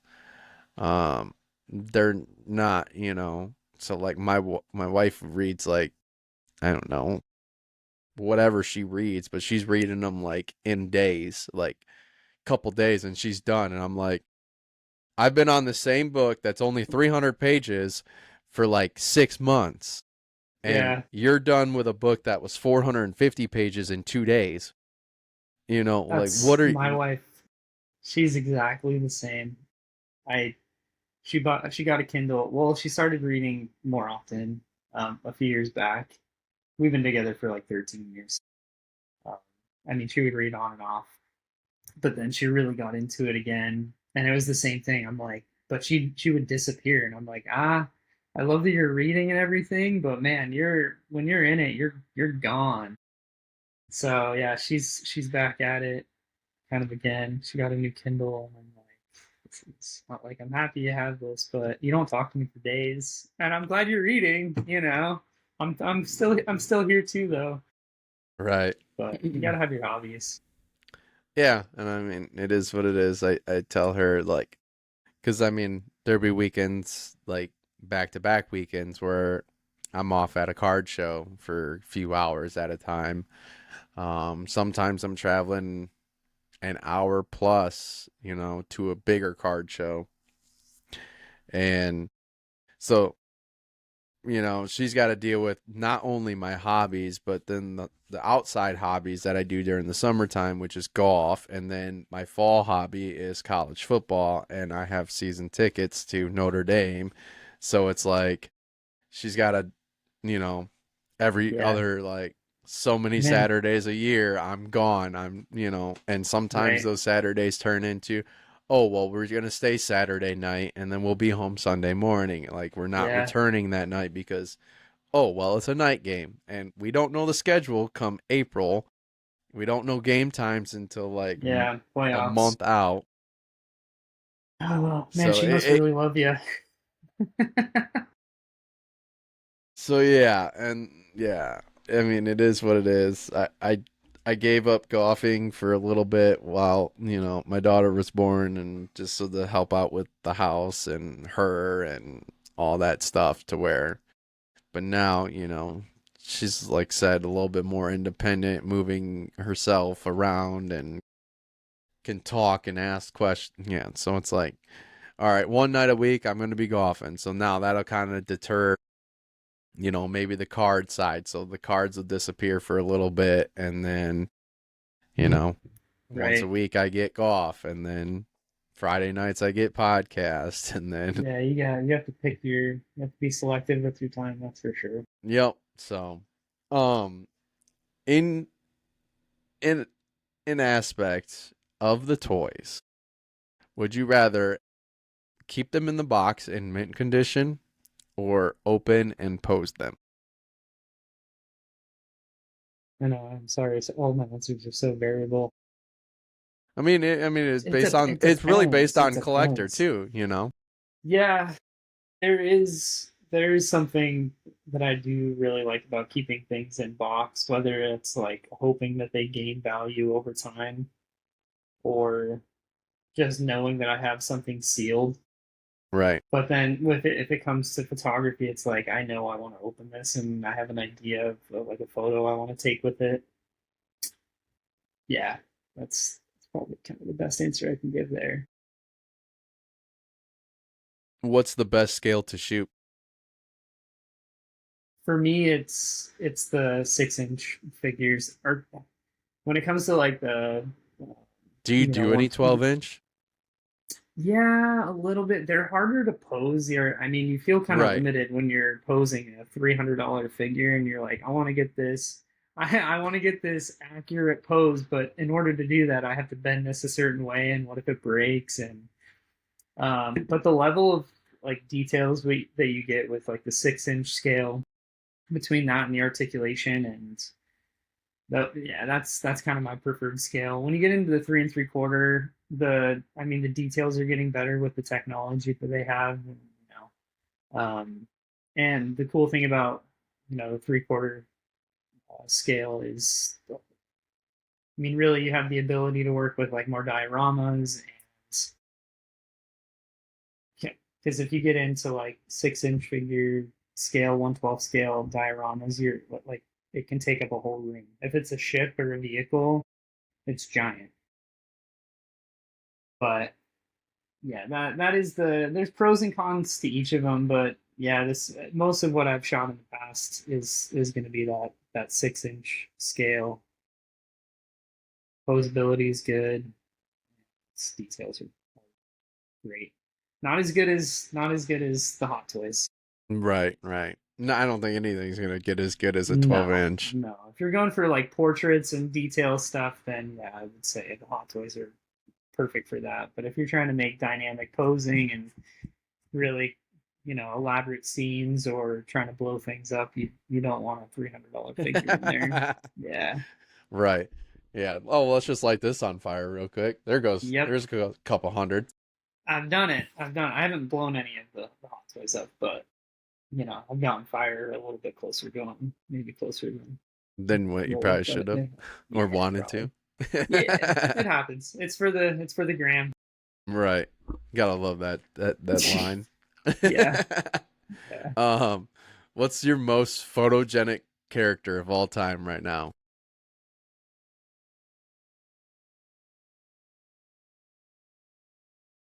I I always loved clone troopers. That's like my biggest thing. So I would say really any of the clone troopers. Like if you go to my Instagram page, you'll see mostly like the Clone Wars is Yeah, I do. prequel kind of era, and it's cool because that's the thing with hot. At one point, I was not collecting as many hot toys because you're kind of locked into like a particular sculpt on a figure, whether that's like Luke Skywalker or anything like that. You're locked into one pose. That's a $300 figure. You're not going to get multiple sculpts with some of like the 6-inch line. You do get multiple sculpts, but with a clone trooper and a helmet, like you can create so much tone and really just variety in your shots because you're not really showing their face, but you can still convey a lot of emotion with your posing. Right. So yeah, clone troopers, they're very photogenic because you're not locked in. You're really not locked in, to just one look. Right.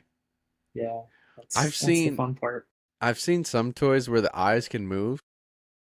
Hot toys can do that. Yeah, that's an yeah, not I think nowadays it's more so becoming the standard, but again, it's a more expensive figure. And even with different eye movement, you're still locked into one expression. Okay. But I've seen a lot of like hot toy stuff. Like, is there a lot of interchangeables on some of these, or is that on that higher tier bracket of those figures? Yeah, like let's see. One of the clone troopers I just got, he has like a hot toy. He has two different helmets, but one head sculpt. Sometimes they do come with multiple head sculpts, but that's kind of few and far between. I think one of the Darth Mauls that I have, he has two different head sculpts, like an angry and more serious. That is the one thing with Hasbro too, with their, the 1/12 or 6-inch line that can be frustrating with Star Wars. Their accessories with the Star Wars stuff is not as great. They are getting better just because people are complaining about spending $30 for a figure and you don't get additional hands or additional sculpt, or like you get one lightsaber or one weapon and that's it. I don't know Gotcha. if you're familiar with Marvel Legends, which is another Hasbro line, but you see them in Walmart or I've Target seen too. some of They're them. like Yeah. Spider-Man and all those. Yep. Same company and everything, different license. So I think they have more flexibility in what they can do, but that's a giant complaint from like my side of the community is that Star Wars they're so limited with their accessories. But then you have like Marvel Legends, they'll give them like sometimes two or three head sculpts and like different hands, which is up until maybe a year ago, the Star Wars side was not doing I don't swappable hands understand or that head sculpts. whatsoever because hello, we're both of those two companies and those names are wrapped up under one umbrella, Yeah, Disney. yeah, So, yep, yep, okay, Lucasfilms and Marvel Films, you're still under one. Like, why are they two different things? Like, why are yeah. the So I I really do think, and I have a couple of friends who work in the toy industry. It really my understanding of it is it really comes down to they can get away with doing less, and the consumer is still going to buy the you're still gonna product. pay more, or you're gonna Yeah, pay for it? you're still going to buy it just You're because brand it's loyal Star at this Wars. point. Yeah.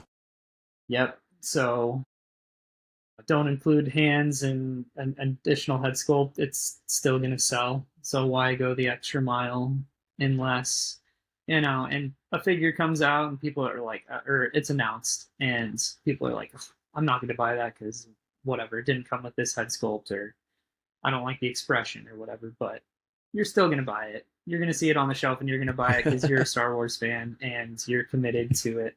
I think that's one of the worst things about being like a Star Wars fan is that drive. Like it's just there, and regardless of, oh, I'm not gonna do it, you're gonna do it. I Yeah, mean, yeah, yeah. Don't lie to yourself. You're If you're in, you're in. But that's where I've found myself being, especially with the prices kind of going up and everything, the tariffs, and yeah, that's where you kind of have to start being more selective. yeah, you can't just willy nilly. Yep, here we go. Right. They're constantly releasing things, and it's So I impossible to take, stay up on it. so I think a lot of the stuff that you see at like Disney Springs and at Disney is a lot of Hot Toys. Then probably ain't it? Probably. Yeah, Now that I think yeah, about it, yeah, because I yeah. mean the details on some of those and the price tags, you're just like, yep, nope. Right. I couldn't imagine if you know spending that type of money. But then again, Yeah, they do the same thing with Lego. A Death Star, $1,000. Thank you. Swipe that yeah. card. I know, I know. Yeah, yeah, really though, once you're locked into it, it's the unfortunate part. But I almost like when people are more selective because then you're really truly buying what you're actually gonna You're play with, collecting. or yeah, right, right. You're And it's not just a catch-all of, oh, this came out, I have to get it now.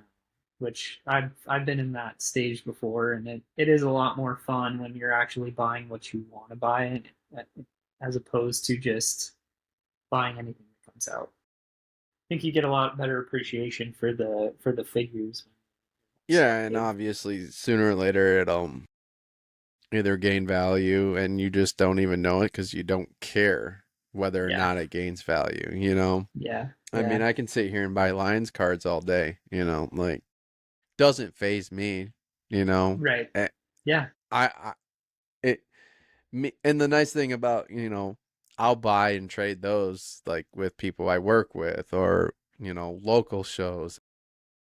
Yeah, we can flip these. I don't care.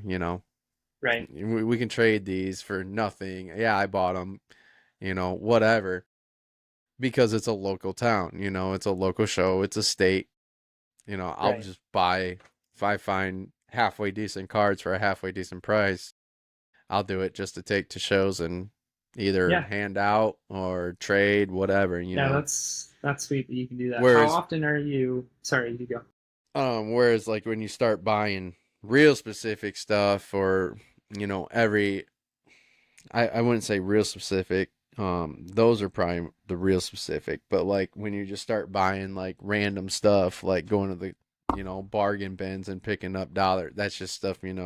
Yeah, I know this is liquidity at this point. It's Yeah, not something I want. It's just I know this will move. It'll be all right. Like right. so, How how it's often are you trading as opposed to just straight up selling? I it mean, depends. you really have to find, you have to be in, well, maybe you don't have to be in person. Do you? You don't have to be what in person. No, you don't have to be. It kind of just depends, right?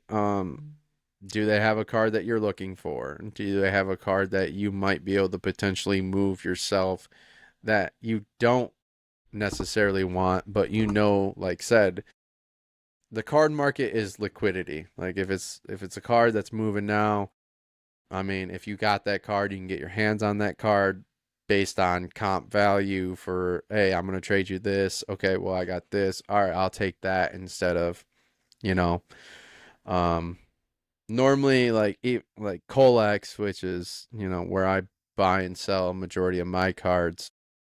First thing I look at when I'm buying is what I'm buying for. Um, there's not so much trading going on in that. A lot of the trading happens more so in person, but there are people who do trade through that app. Um, Seems a and little sketchy.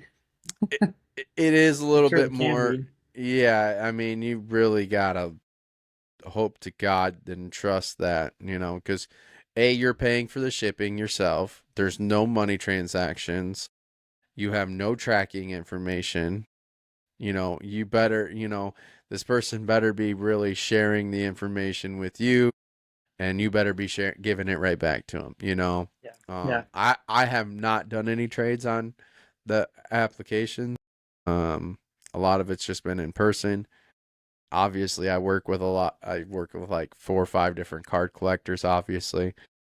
Um, so like I bought last night, Miguel Cabrera 2022 tops out of 15, PSA 8 pop 1, which means the only graded card um of that card.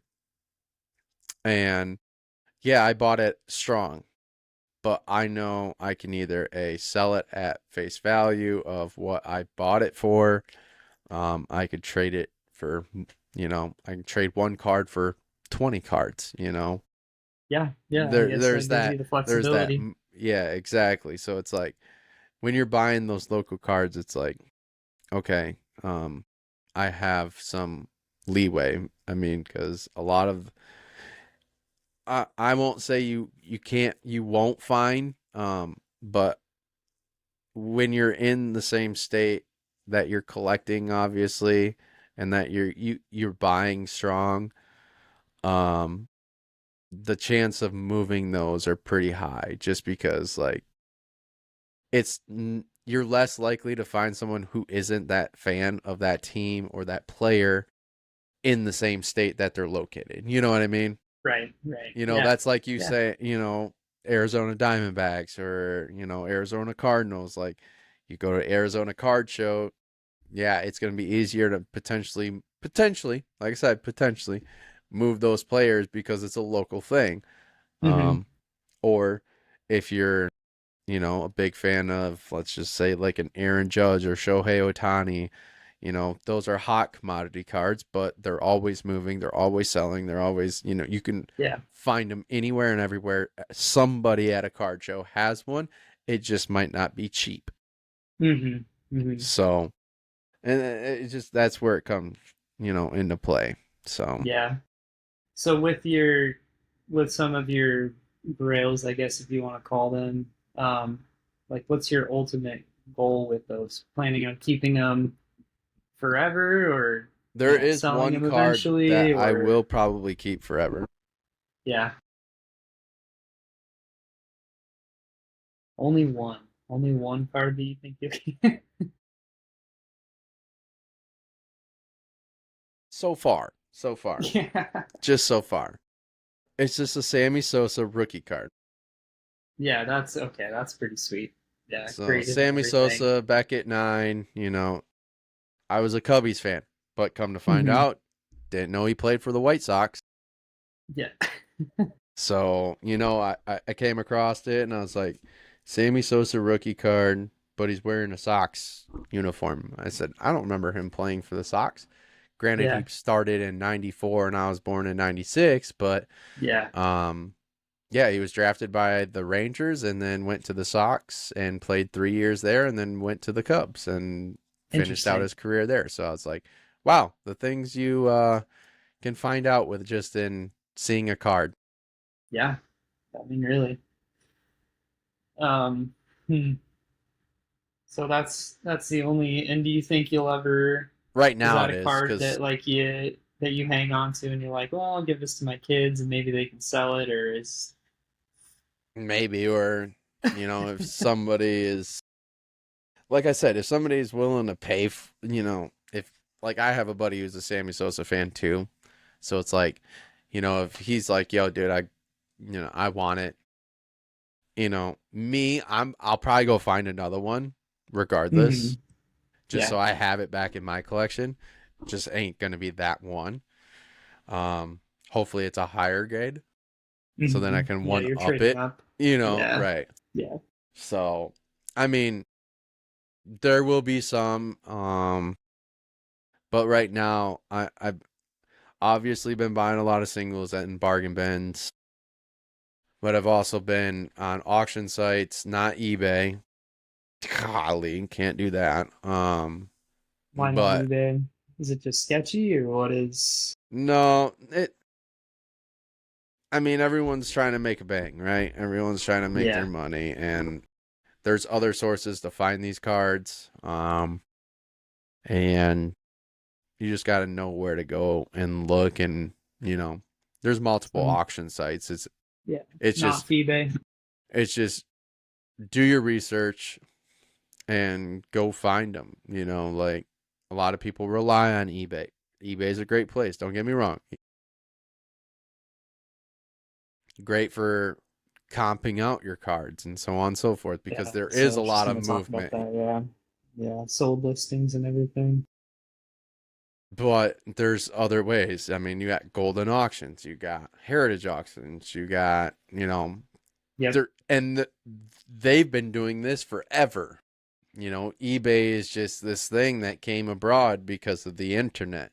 Right. Heritage was a thing Yeah. before internet was even Heritage.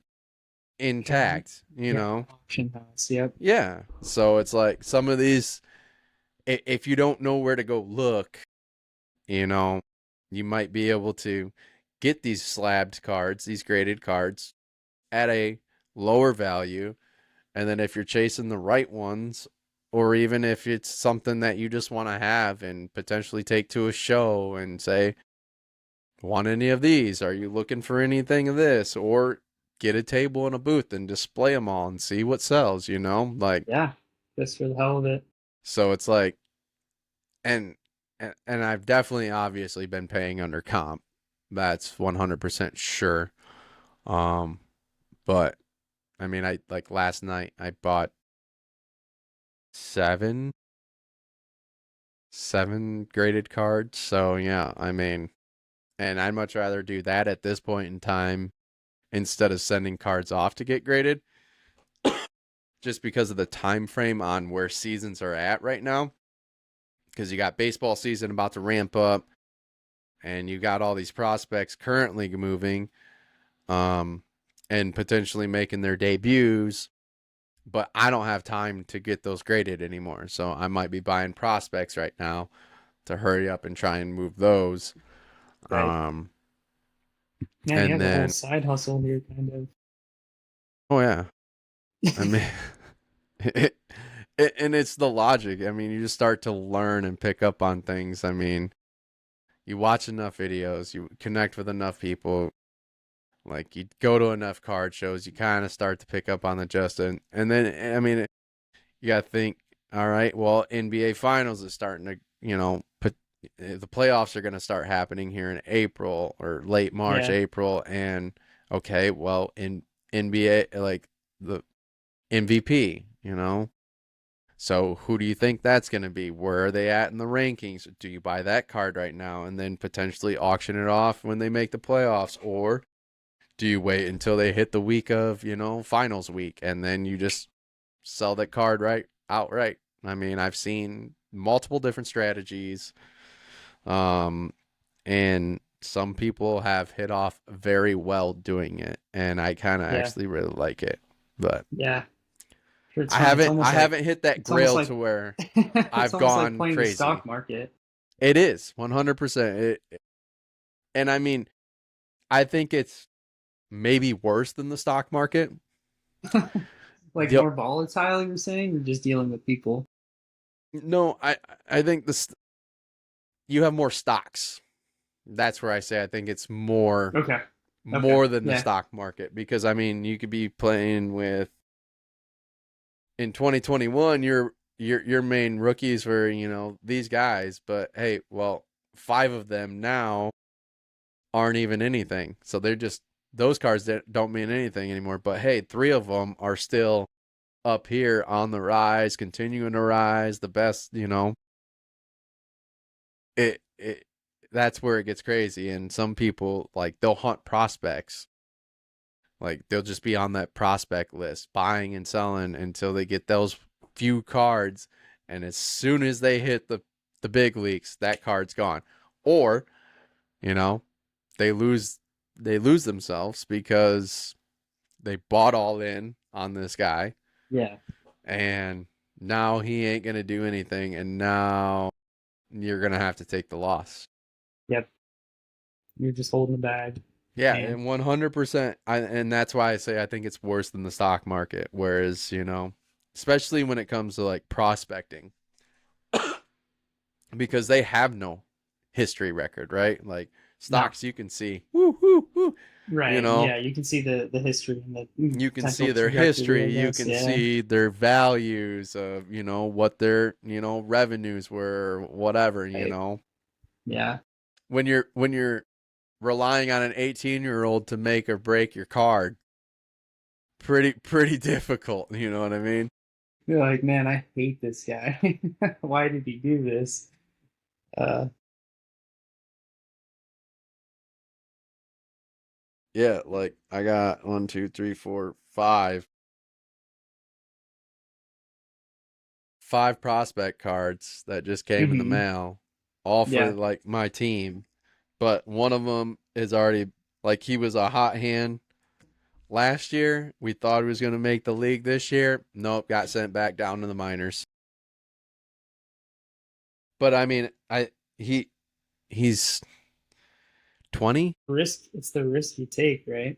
19 or 20 years old, so I mean, he's Yeah. still very very young There's and time. yeah. So, but one of them will be in potentially the big leagues this year, so we'll see. That's yeah, it's 100% risk Play the reward. game. Yeah. That's fun. I could see it. I could see it. Well, it's just a gamble all day, every day. hmm So, but yeah, I mean, you can just I don't even have like I wish I could turn the camera around and whatnot, but you just see this desk is just lined with cards, and then like desk over there has got cards sitting on top. I was finally able to get one of the boxes off of that desk, and it's just a lot of organizing. Like especially selling wise, like you definitely gotta be semi organized, and I think that's where I failed originally, like 2 years ago, because hmm I was buying and selling then too, but I just didn't have enough storage, didn't buy the right boxes, and they just didn't align. Like, so I was like, well, I don't know what I'm gonna do with all this. I wasn't really paying much attention to how everything worked. I didn't have the proper, like, I didn't even have this computer that I have now. Yeah. Um, Well, didn't you end have up a finding the label system printer. that works for you. And, it Yeah, and takes time to get dialed in. it didn't help, like, because if a card sold, I had to then go into work, print the packing slip, and print the label, and me trying to remember a card. I didn't have the proper envelopes or the proper shipping, and it was just like, yeah, I just need to end this right now because Take a break until I can get this figured out. but now that I'm back into it, kind of have a better understanding on it all, really deep dived into it, it's flowing a lot better. So It's good. It's good. Well, as long as you're having fun with it. Once you take the stress side and out of it and you have something uh, figured out, it it, gets better, hopefully. yeah, I mean, I started last night's auctions, like I had 16 cards in that I was winning, and I was like, yeah, my wife's gonna murder me. I mean, granted, it was like 100, and I think it was less than like $10 a card. So I mean, it was Yeah. halfway decent for a graded card. But I was like, if she sees a box of 16 cards come in, I Yeah. might be hanging from the rafters tonight. Yeah. I would say you're sleeping on the couch, but it sounds like you already sleep on the couch sometimes. Yeah, I do that willingly. Yeah. Oh man, it uh, sucks because sometimes, like, especially like tonight, like my daughter doesn't go down very well for her, for like my yeah. wife, and so sometimes it's like she might lay down for like a half hour and then wake up. So then she's in our bed. And then that's when I'm like, Well, I'm rolling in at 3 a.m. I'm not trying to Yeah, wake both of you up. So y'all sleep peacefully. I'll be down here, you know. But I mean, it is what it is. It is. I enjoy it. It gives me my time away, my stress reliever for right. the week at least. That way I go Yeah, into the that's good. weekend with a clear mindset. Right, right. Yeah, I could do better with that. Yeah, the discipline sounds like you got that figured out, which is the half the battle. You just gotta find the things outside of the things, if that makes sense. You know what I mean? Would have never. And all right, let me ask you this question: how long you think I've been doing a podcast for? No idea. Just if you had a I guess, mean, like how many years do you think I've been doing this without me actually physically telling you? 2 or 3 years. Right, I've been doing it for like 3 months, not even. Yeah. So I think it helps when you have a personality for it. yeah, and I think a lot of it comes with the passion of Yeah. enjoying what you're talking about, or Yep. Yep. what the topics at hand are, and kind of Right. have like-minded people on. Yeah. And you can't force it because that's when it starts feeling like work and less of a stress reliever and less fun. I mean, it is. I mean, my work. So, I mean, my workload is this, right? I'm doing the editing, I'm doing the clips, I'm doing this, I'm posting, I'm doing all of it. Man, I wish I had a little bit more help, but Yeah. especially with three of us. I mean, I get it. Everybody's got their special talents, right? Um, but um, yeah, it's it's not so bad when we sit here and we'll bash each other at work, but when it comes to here, it's like, okay, yeah, we all enjoy this, so don't let it Yeah. fool you. Right. But I mean, I do get where sometimes, like, I don't get to. I mean, shoot, the question list that I came up with you for you was literally an hour before we were supposed to be on. So, Man. Yeah. I mean, it's like one of those things. It's like sometimes I cut it a little close, and it's can be, No.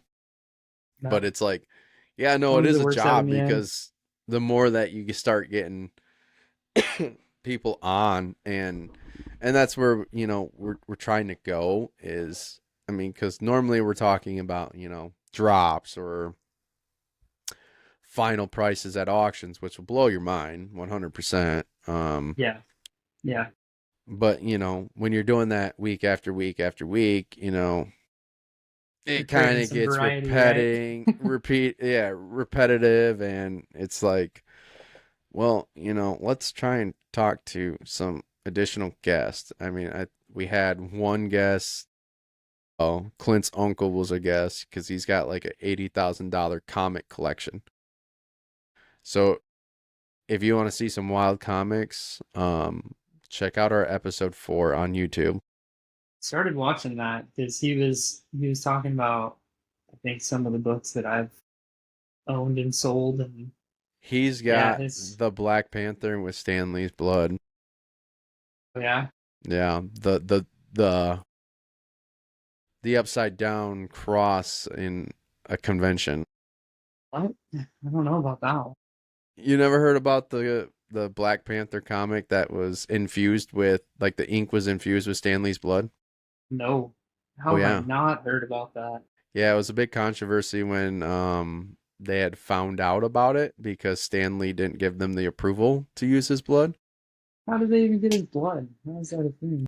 He had a blood test done, or he had blood drawn or something like that, and they were able to get their hands on that blood after the testing or whatever, and they infused the ink without Stan's permission, and the family went like What? crazy. Oh yeah, it went wild. And like, no one at a convention wants to see it. You bring it to a convention, good luck for having anybody talk to you. The artist, like, all the artistry, like the artist on that, specific book, they don't want anything to do with it. Like, they won't sign Black it. You Panther can't is get it? nothing on it. Huh? Which book is it? It is I guess I can pull it up too.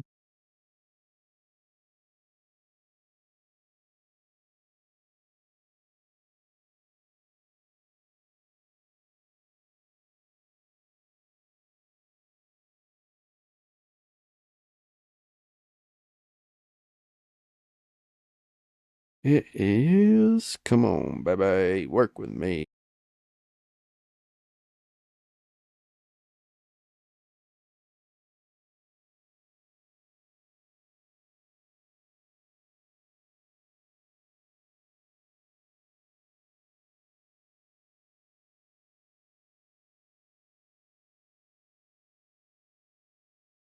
Black Panther Solvent Ink Series. What? Yeah. You can only you can't 2000. even send this to be graded. What? Like that's how, yeah. It's pretty much you have it, goodbye. So, is that like a book that sells for a lot, or people don't want it, or it's It is a very rare commodity, rare? yes. But people, it sounds like people don't want to touch it, but then I can see how that would make it more desirable. Yes.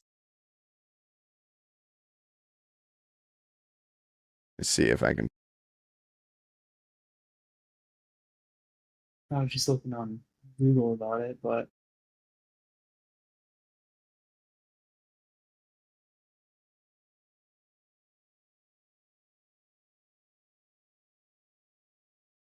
I mean, the stuff about Stan Lee, how like right at the end of his life he was really just kind of taken advantage of, that is So it's the super 20 sad stuff. yeah, it's the 2018 Rise of the Black Panther #1 is the actual issue and book. Hmm. Oh, no, I didn't know that. I wonder if it's a variant. Let's see. Who even comes up with these ideas?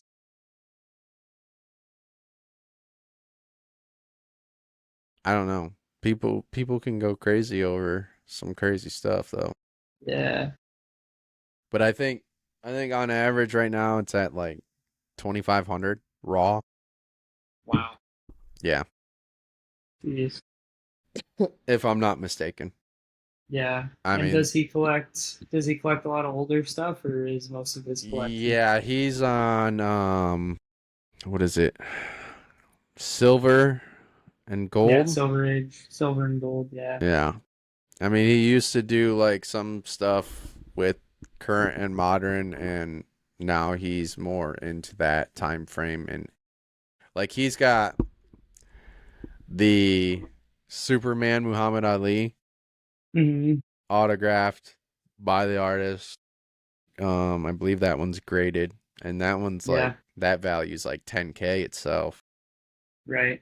Jeez. So I mean, he's got some pretty rare pieces. Like Yeah. I was going through it. Oh, you read any Batman? Not as much. Not as much, Okay. no. So I'm there's a more Batman Marvel. book that um probably shouldn't have made it out to the the showroom floor, let's Yeah. say. Um cuz it shows Batman's like dick in a book. What? Yeah. So like there's a I'll have to look it up, but yeah, it's Batman Damned. Is that like a graphic novel, or is it like an actual comic? And that has to be like a newer thing. It I was mean, there's so many 2018. spin-off. Okay, there's so many spin-offs of, jeez, and the things that I'm sure artists try to sneak in there. Oh yeah, there, you know there's some Easter eggs. Oh yeah, and everything. So Batman Damned was like a horror version of Batman. Hmm. It is comic based, but not like your standard Right. comic, you know. Yes. Yeah. And I think it's a thicker, like over 40-page book. Okay. So it's more like a, It's more like a novel, yeah. yeah. Yeah, I mean, definitely check it out. He's been in some cahoots with some a lot of different artists. He's got a lot of signatures on a lot of things. Yeah, it's crazy. Um, Yeah. we're actually in talks with somebody who is very close to Greg Horn. Hmm. And they're going to be hopping on the podcast here shortly after they get everything construction based done. And they've talked about potentially calling Greg on themselves with us. That'd be pretty So sick. I'm a little geeked on that one, you know, Yeah, like I that. mean, I would be too. You're trying Oh, to build stuff, and yeah, that's a lot of the good. guys ain't that comic based, but like I'm like, I don't care, dude. This is Greg Horn. This is a big name. Yeah, right. Yeah, learn the name, and you'll appreciate if and when he Yeah, comes and on. I don't even care if it comes with a publicity stunt, right? You know, I want to. Yeah, This guy's got some work out here. You know, right. like it's it's something. Like I got a few pieces of Greg's, and I'm like, Hmm. yeah, I could see where a lot of people do like his work. You know, Yeah, yeah. but I've been mainly collecting now. If it's more modern, it's a lot of variant arts. Hmm. And Well, you get a lot of the, I guess, more value almost with some of they those. they definitely are the more valuable of today's era. Um, Hmm. and the only reason I I've done it that way, and that's not even so much just like value or anything like that. Um, I started to actually start liking the art Yeah, aspect of them. yeah, And I didn't like the words. You know, yeah, there are some great like books out there that have great artwork, but man, the words just throw me in a loop when the Amazing Spider-Man is sitting right there, and it's like, man, if you just didn't have that there, you know how much better that would look. Like if it was yeah. just an art portrait, you know. Right. And you know what it is without having to see the Right. logo almost, Yeah, right? like I see the Title. figure. I know who what this book's about. Yeah, You yeah. know, It's like not like it's an unknown character. right, unless yeah. So like I got one. Actually, let me go grab it. Oh boy. Like here, I mean, this is just one of Greg's that I have. Wow. That's art? Like That's not that's even a not variant cover. No. no. Oh yeah, right. That's I'm just a like standard that's cover, but like yeah, I know the art is insane. but like That's this is from Ross, but this is just straight Silver Surfer, but it's a Fantastic yeah, Four. yeah. That's I could see with the variants and the more modern stuff. I can see the appeal for sure. But that's Yeah. that's kind of what got me into. Yeah, see, that's wild. Like even on the DC side, Hmm. which you can't even get this. Well, this one you can, but there's one that I have that you can't even get an autograph on anymore because Neil's gone. Oh, hmm. Those are the tough ones when you started Those in this are. one. Yep, yep. Yeah, you're kind of locked out of that unless you want to pay up for it. Oh yeah, 100%. That's why it's like kind of like I I'm really hoping that we get Greg on and kind of join, connect in a bit in a way to where, hey, what's it gonna take to potentially sign, X comic for me, like, Yeah, yeah. Send it out to him and see what he'll do. right. And I mean, I know there's a lot of people like I could do that with some of my cards and stuff like that, and it's feasible to do it. It's just you got to research how to do it. A lot of them Right. are pretty Take your willing time. to do it. Yeah, that's cool. I've heard, right? Like, some of the stuff I've heard or read, based on other people doing it, and I mean, you're pretty much throwing a sticky note on the card or whatever inside with a return address, like Hoping that it comes with back. stamps, yeah, like Yeah, and that way at least they can just, oh yeah, thanks, shoom, and out the mail it right. goes, whatever. Yeah. And there's some people that are not very willing to do it, so. I'm sure. I'm sure. But I mean, it's really hard to say, right? And I don't know. Some are very willing if they got sent to their house, and some are just like, no. But Yeah. then they're also like, I don't really want to say it, but kind of like money hungry when it comes to like things. Right. They're like, drop a $50 bill on there and we'll talk. Yeah, exactly. Like, I mean, I can't even imagine what the Stranger Things kids are doing with the amount of money they make off of autographs at cons. Right. So, but yeah, I mean, Many revenue streams for them. all over the place. They did very well in their what, 10 years? Hmm. So, I'm very impressed with what they've done. So, well, wish it didn't end that way, but. That's yeah. I haven't committed to the show, but I've See, heard I it didn't end didn't, the best. and season 5 dropped, and I was like, I, I gotta do it. It sucks. It takes like at least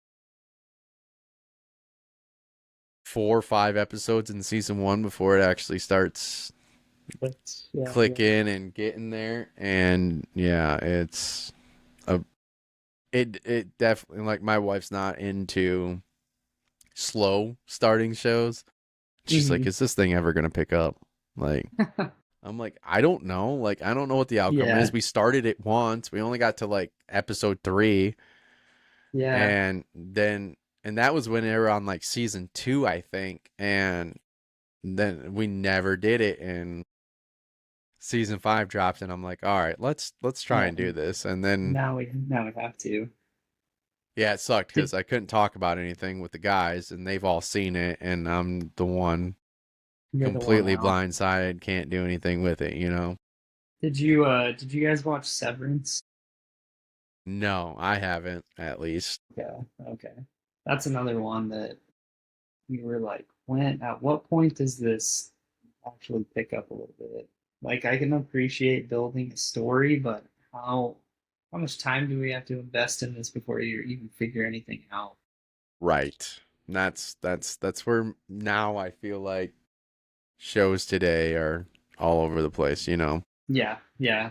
People they're trying to be creative, which is good, but when you have TikTok brain, you want that immediate like this Yeah. is what the show is about, and give it to me in 30 seconds or I'm done. We got such a short attention span, I feel like, as apps have integrated us, and.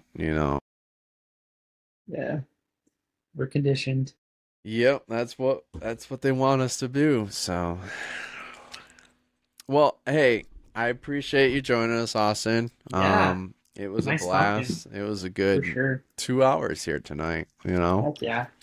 Um, if you want, go ahead and you know, shoot your Instagram or socials. The show is on you right here, sir. So, Yeah, no, hey, thanks for having me on. Yeah, Instagram is just visual force. I have TikTok. I kind of cross post on there. I think it's probably the same. It might be like Visual Force 66. Um, Posts on YouTube a little bit too, not as much, but yeah, mostly Instagram between the photography and videos. So yeah, it's been super good. well, again, greatly appreciate you joining us. Yeah, Obviously, just me. yeah, no, but it's the Norm. show. It's the whole Yeah, show. it's definitely so. Got it. Again, thank you, Austin, for joining us. We appreciate you. For Yeah, you all the got it, Jordan. listeners, we'll catch you on the next one. Thank you.